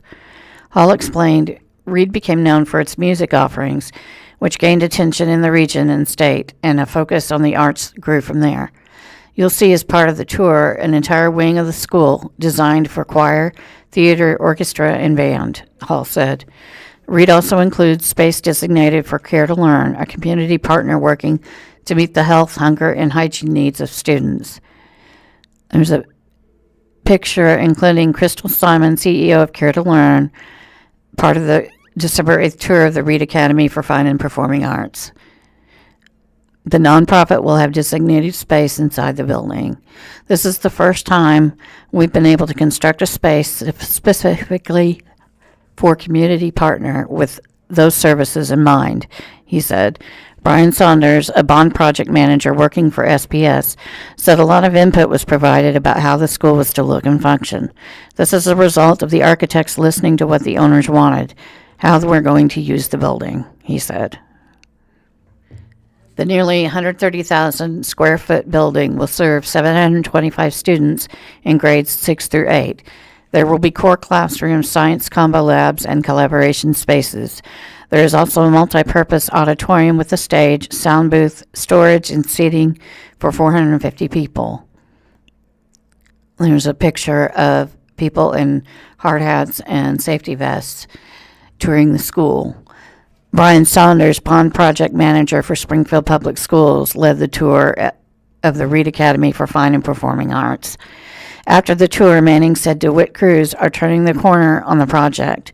The project broke ground in March 2024 and is expected to be complete in summer 2026. This is the finished stage. Painting is done, he said, standing in the heart of the building where work continues. We're working around the perimeter and then coming here. Manning described the performing arts spaces as the jewel of the new school. He said throughout the building, Reed pays homage to its original structure with features including reclaimed stone, medallions, and a section of wood flooring. There will also be display cases and a remnant of the old floor plan blueprint will be featured. There's another picture of people who attended the tour.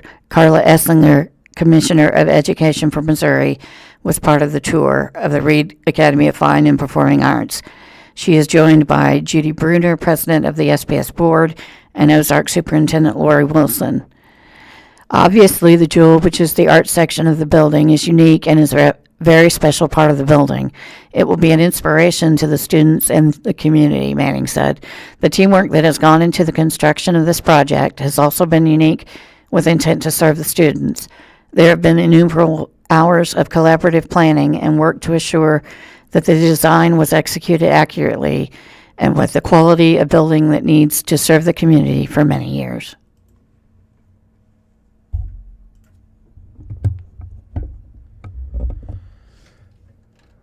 Amid threats to state funding, SPS will advocate for public education. Claudette Riley. With a push to expand school choice and threats to state funding for public school expected to dominate the upcoming Missouri legislative session, Springfield District officials are preparing to have a larger presence in Jefferson City. Superintendent Granita Lathan, top official and school board member, held a legislative retreat December 5th with lobbyist Jason Zamkus to talk strategy, said board president Judy Bruner. The state's largest district plans to send a group to Jefferson City early in the session, likely in March, but may go back again. The board is expected to have another legislative retreat and continue to invite lawmakers to visit the district. Normally, we only go once a year, but if you feel like we need to go back a second time, we can do that, Lathan says.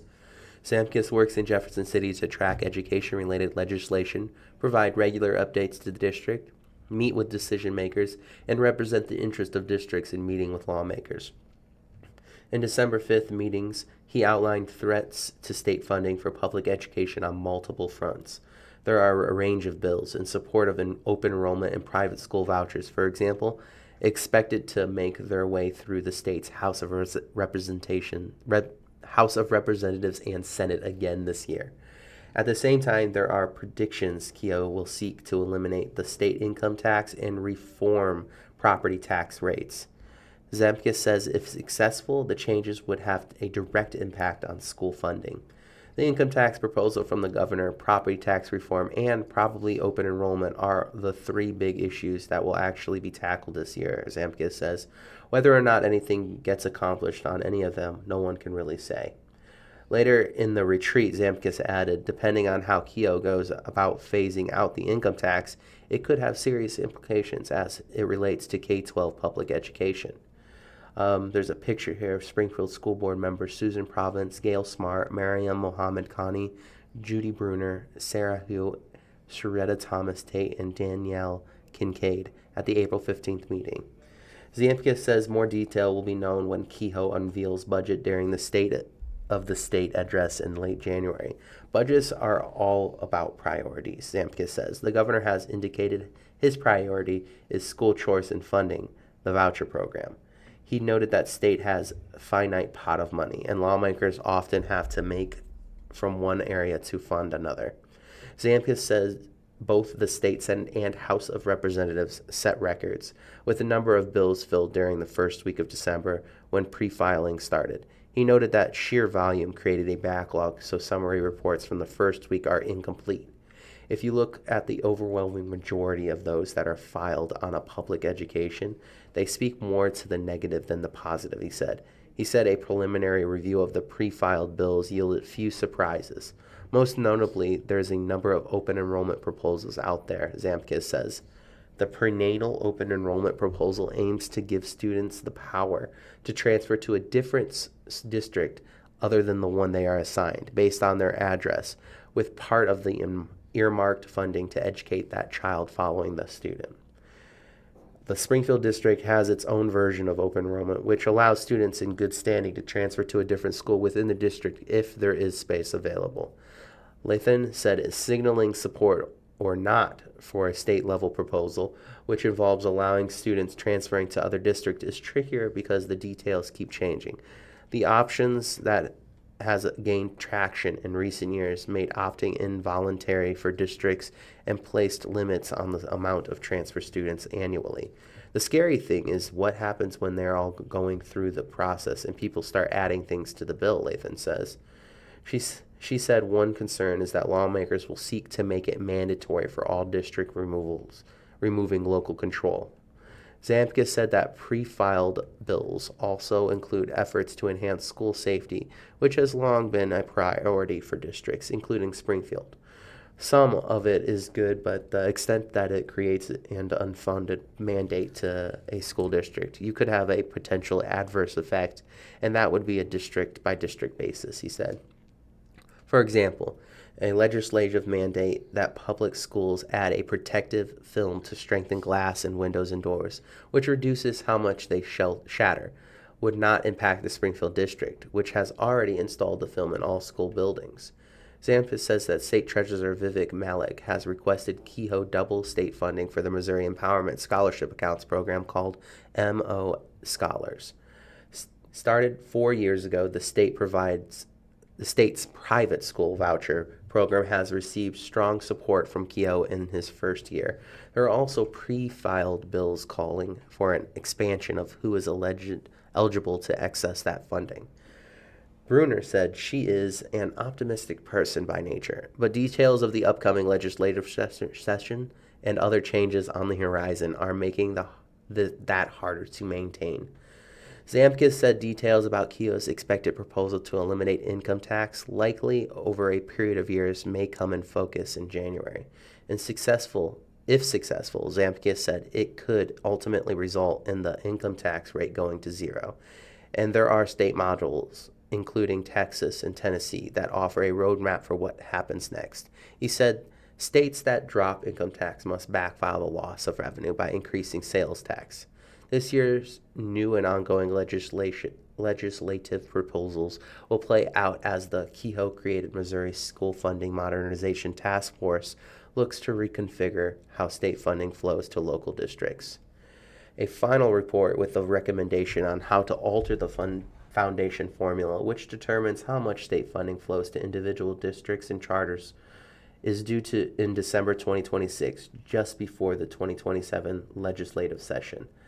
I don't anticipate any major changes to the foundation formula in this upcoming session, Zamkis says, but obviously once the report is done, I will anticipate a number of bills being filed to try and implement the changes recommended by the task force. In preliminary meetings and work groups, there has been talk of offering performance incentives, valuing enrollment headcount over attendance percentages, and revamping the state advocacy target. A significant part of determining how much state funding flows to a specific district annually is based on local efforts on how much a district is able to contribute to the cost of educating a child based on factors including local property tax. The local effort rate has been frozen since 2005 for the purposes of the state funding calculation, meaning it does not reflect current local funding levels. Zamkis says if local effort was updated to 2025 levels, the state could argue it does not have to allocate as much funding. Zamkis said education-related bills, tax proposals, and possible changes to how the state funds schools are interconnected. Every one of the proposals cannot be analyzed in a vacuum, he says. They all touch up on one another. Springfield Daily Citizen. Springfield woman charged with stabbing 15-year-old in the neck. This is homicidal and violent conduct directed at a juvenile with no justification, the prosecutor wrote in a request for a warrant by Jackie Rewald. A Springfield woman is in jail accused of stabbing a 15-year-old girl in the neck and piercing the girl's carotid artery. Roni King, 50, is charged with a Class A felony of first-degree assault, serious physical injury, and armed criminal action. The victim was transported to Mercy by EMS, where she received stitches to wounds on her neck and arm. King is being held in jail without bond and does not yet have an attorney, according to court documents. The victim was terrified by the conduct, and police officers found her hiding in a closet, bleeding from her neck. The prosecutor wrote in a request for a warrant. This is homicidal and violent conduct directed at a juvenile with no justification. According to the probable cause statement, the assault happened around 2:40 p.m. December 4th at a residence in Springfield. Springfield police officers arrived on the scene and found the victim hiding in a closet with a major vertical laceration to the front of her throat. Officers located King at a different residence. King had also called 911 and reported she was assaulted. The officer noted in the report that King had lacerations to her hand.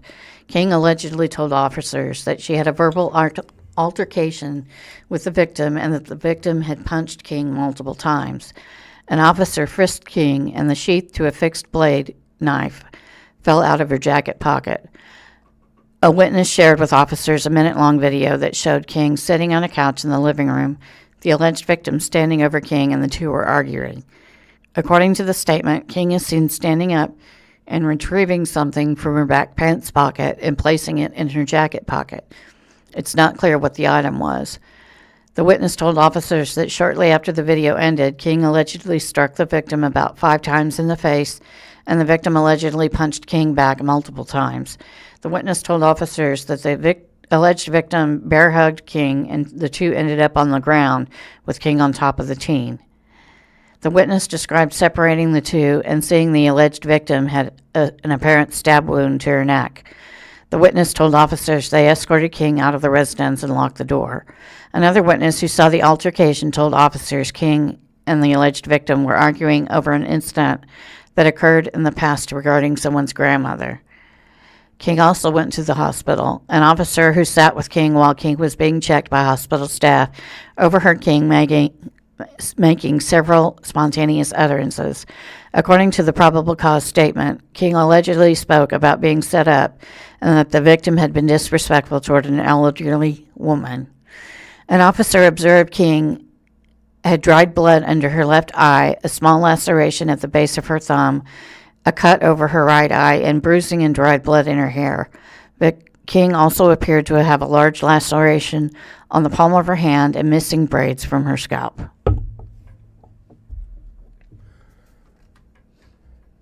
SBG, the Xbox Bowl is scheduled to be held December 18th at the Ford Center by SBG staff, posted online December 5th.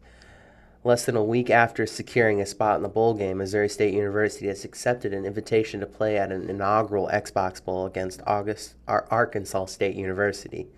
The Xbox Bowl is scheduled December 18th at the 12,000-seat Ford Center, which is part of the Star in Frisco, Texas. According to a news release, the Star serves as the world headquarters and training facility of the Dallas Cowboys. The Xbox Bowl, which replaces the new defunct Bahamas Bowl, joins the portfolio of 17 postseason college football games owned and operated by ESPN's events, many of which have become launch pads for future NFL talent and unforgettable fan experiences. Officially said in the release, noting the game would be nationally televised on ESPN2. The Bears finished 7-5 overall in the inaugural season, with the Conference USA and Division I football bowl subdivision. Arkansas State records was 6-6. MSU has petitioned the NCAA for the postseason waiver on behalf of its football program, and multiple Missouri politicians had lobbied for inclusion. According to Springfield Business Journal reporting, MSU was previously ineligible amid a transition to the FBS from the football championship subdivision. An article by 417 Inside North Star Christmas Company by Alyssa Ronnie. Have you ever heard of a bull in a china shop? On Commercial Street, you can find much sweeter version, a bulldog in an ornament shop. Miss Peppermint Piggy Patty is a 4-year-old English bulldog and part-time security guard at North Star Christmas Company, a year-round Christmas store based in Springfield. To North Star's co-owner and operator Jennifer Bessie Baker, Piggy was a Christmas gift of sorts. She adopted her at Christmas time. As you peruse the quaint shop located across the street from La Rue Bistro, you might become lost in the forest of Christmas trees while a warm cinnamon smell wafts through the space to the sound of Mili Kalikimaki. Each tree incorporates its own district aesthetic, the handiwork of Bessie Baker and her family during other holiday seasons, including St. Patrick's Day and Mother's Day. Some plastic evergreen trees take on a completely different seasonal character. This passion for festivity started well before Bessie Baker opened North Star alongside her husband Derek Baker earlier this year. She said that they have always gone all out for celebrations, something that was important when she and Baker discussed their family plans. My husband and I both grow up in homes with great parents, but homes where they did not decorate. Bessie Baker says, "My parents are just not holiday people, and neither are his parents. They're not birthday people. It's a very regular kind of day for them." When Bessie Baker and her husband got together and ultimately decided to get married, they talked through what their future might look like at home, and they knew they wanted celebrations like birthdays and Christmas to feel extra special. Their The couple's Christmas collective grew so big that they started a business, first selling online, then later in antique mall booths, including relics. Around this same time, Baker began installing Christmas lights for customers, a service the shop still offers alongside Christmas tree decorations. The move to a storefront was a natural progression as their demand increased.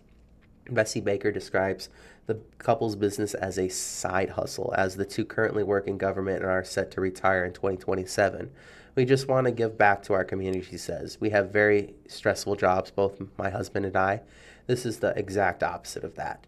While Branson has its own array of Christmas shop, Bessie Baker says that what differentiates North Star and her Springfield-specific ornaments, often purchased as souvenirs, as well as her personal connection with customers, well, we try to give really individualized customer service, she says, especially me, because I am a chatty person. To Bessie Baker, the store prioritizes the magic of Christmas all year, something she defines as the feeling of giving and caring and loving. Some of the most endearing aspects of North Star Christmas Company are its Christmas elves, that is, the baker's children. They are often hard at work around the store, greeting customers and working the cash register.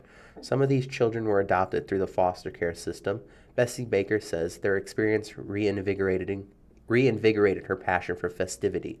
She estimates that about 20 kids have passed through her home over the past 6 years, and she has made sure to go all out for holidays and birthdays. I truly enjoy bringing kids into the home and letting them experience the over-the-top Christmas because it may be the only one they ever have. In her brick-and-mortar store on C Street, she has helped spread this whimsy. In fact, she and her husband had hand-selected the store's location because of the street's character.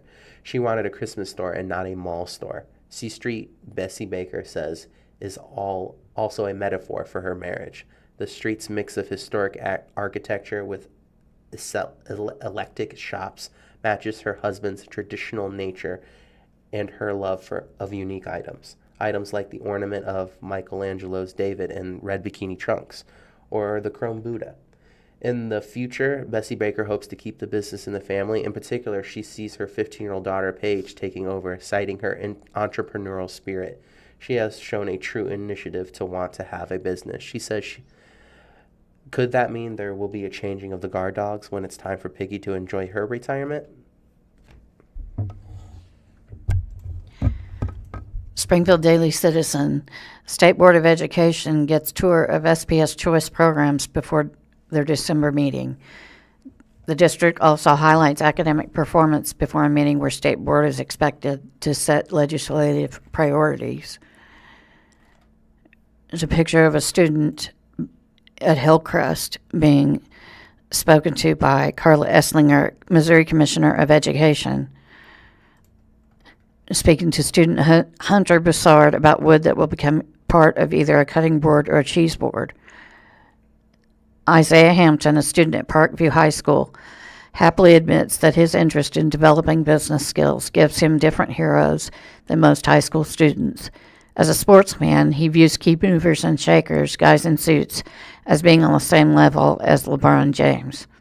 On Monday, he told a room of about 40 education officials from across the state how exposure to real-world educational moments gave him access to those same mover and shakers. The access was part of his participation in SAAB and DECA. My DECA partner and I never understood before that we could be the guys in the suits, Hampton said. That we could be the people who could be leading our community, our state, our country. Real-world learning has applied that to us. Representatives of the Missouri Department of Elementary and Secondary Education and Missouri State Board of Education on Monday were given a tour of Springfield Public Schools. They were joined by officials from school districts in St. Louis and from St. Louis University, as well as the Springfield Board of Education, Foundation for SPS, and other community groups. The tour placed a special emphasis on the district's SPS Choice programs, a series of magnet schools that offer a tailored approach to learning the state's curriculum themed around an interest or career pathway. Participants visited Launch Visual Learning, the district's virtual academy. It offers more than 500 courses to more than 400 school districts in Missouri. Wolf, a school for fifth graders held in partnership with the Wonders of Wildlife Museum. The name is an acronym for Wonders of the Ozarks Learning Facility and offers an education for students interested in the outdoors. Hillcrest High School, which offers a series of college and career pathways, as well as resources such as a Care to Learn stocked food and clothing pantry and a branch of Volt Credit Union. The under construction Reed Middle School, slated to open next school year. The middle school will be the home of the district's Academy of Fine and Performing Arts. The Hillcrest part of the tour allowed SBS officials to highlight the importance of educational programs that offer real-world experience to students. During a panel discussion, the district featured students who participated in Fly SBS, an aviation training program, and the Alliance for Healthcare Education, a career pathway for students interested in the medical industry. A second panel discussion gave officials who lead education programs at Missouri State University, Drury University, and Evangel University the chance to support the state's teacher training programs, such as DESE's Grow Your Own programs. Such programs encourage students to pursue degrees to become the district's future teachers. All the kids that were up here, this is our future right here, said Chris Ford, Doctoral Educational Leadership Coordinator for Evangel. Keep supporting Grow Your Own. That's an important program in the state. Keep putting money into that because that's the future of teachers in the state of Missouri. Carla Esslinger, Commissioner of DESE, said she appreciated seeing how SBS defines school choice differently than those in political school choice movements. She said that the showcase of the district's programs was impressive, based on the amount of collaboration happening between businesses and educators. When kids are truly engaged, they actually own their learning. There's no stopping those kids. If you're forcing a worksheet on them every day, all those kinds of things where it's just rote learning, you won't have that high level of motivation. SBS officials say that attendance and academic performance are higher among students in SBS choice programs, but the demand for them far outweighs capacity. The students in those SBS choice programs make up a fraction of the district's about 25,000 students. The district is celebrating a third consecutive year of meeting state progress goals set in the Missouri School Improvement Program. Esslinger said that the district's attention to students' academic performance was impressive, given that the district is the state's largest. High academic standards are very important to me, Esslinger said. I want all children to be able to read and do math well, and all those core basic skills.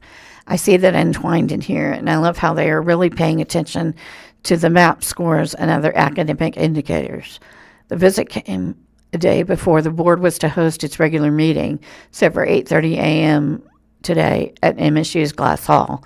During that meeting, the board will discuss its legislative agenda for the next session as it advocates for public schools to lawmakers. According to meeting documentation, board members are expected to ask for continued development and funding for workforce support initiatives that support schools and for early introductions to career pathways to students. The state board also expects to ask for full funding of the foundation formula in order to support teacher retention and recruitment, as well as money for career ladder programs and professional growth opportunities. We are currently broadcasting live from the Blind Community Thrift Store situated at 2713 North Kansas Expressway in Springfield, Missouri. For additional information about our store, please visit our official website at www.blindcommunitythriftstore.com.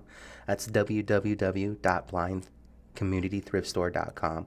To explore more of our video content, including movie reviews with Matt and Meredith, adaptive technology training videos, and other formative material, please visit our YouTube channel by searching for Blind Community Thrift Store. Our organization is dedicated to supporting the blind community through the various initiatives, and our online platforms serve as valuable resources for community engagement and education. You can also find amazing deals Monday through Saturday, 9 a.m. to 6 p.m. Help the blind, help the community.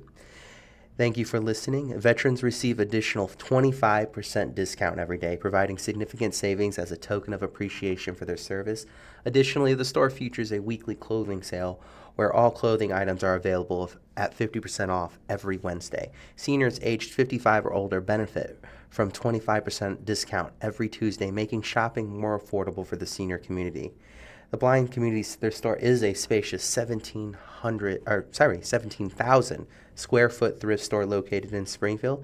It holds the distinction of being the first retail store worldwide to incorporate NaviLens technology, which significantly enhances accessibility for the blind, visually impaired, and non-English speaking individuals. This innovative system enables customers to navigate and shop with minimal assistance, fostering independence and confidence. The store operates as a nonprofit organization dedicated to generating funds that support the previous provisions of adaptive technology and training for the blind and visually impaired community, often at little to no cost.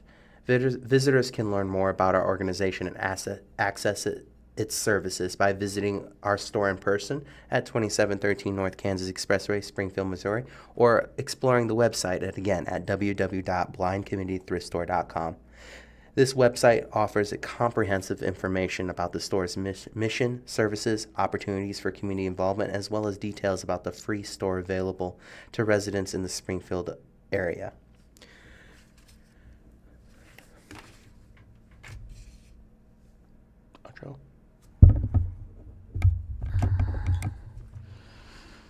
Home Builder starts international charity. Hope and Horizons serves displaced people in Ukraine and El Salvador. An adage that by Karen Crago, reporter. An adage says home is where the heart is, and for Springfield-based nonprofit Hope and Horizons Incorporated, that heart is 6,000 miles away in the war-torn nation of Ukraine. That is where Hope and Horizons is working to build homes for families who have been displaced by conflict. Josh Hackworth is president of Hope and Horizons, which he founded with his brother-in-law, home builder Ryan Cantrell of Trendsetter Homes, LLC. Hackworth said that at the outset that he figured the displaced people the organization would help would be facing difficulties like fire, flood, or financial hardship, not the devastation of war. But then someone mentioned the people of Ukraine needed help. Both of us were kind of like, I'm sure they do, Hackworth said, but he added that helping Ukrainians seemed impossible, at least at first. Hope and Horizons was Cantrell's idea.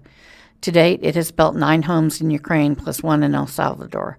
Since January 2024, Hackworth has been the organization's president and its only paid staff member. He said his first day in office was January 2nd, 2024. In August later that year, he handed over the keys to the first home built by the registered 501c3 charity in Ukraine. The home was a gift outright to a single mom and her son. The story, of course, was just horrible.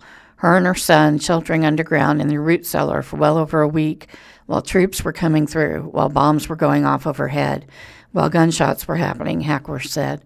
When the battle cleared, the two found shelter in Kyiv, but eventually came back to their land to live in a lean-to for several months, followed by a construction trailer.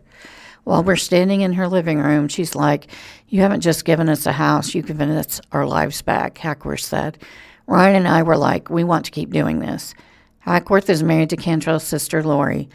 Cantrell is also the founder and CEO of Springfield-based Trendsetter Homes, founded in 2019. Cantrell said Hackworth, a former minister, was searching for a new calling at the same time Cantrell was envisioning the nonprofit. Cantrell said with an expanding business to attend to, he knew he would be doing a nonprofit a disservice if he ran it himself. But Hackworth was another story. He has leadership skills. He has people skills. He is an unbelievable public speaker, Cantrell said. When you start thinking about, hey, what are all the things that can make a nonprofit successful from a leadership standpoint, Josh checks all of those boxes. The two began talking about starting a nonprofit in 2023. Cantrell told his brother-in-law that building homes outside of the U.S. for people in need was on his heart. Cantrell's spiritual beliefs lead him to feel no one should ever be abandoned. Christians have too many times pushed people that we should be loving away because we want to stand on a pedestal and tell them what they're doing wrong.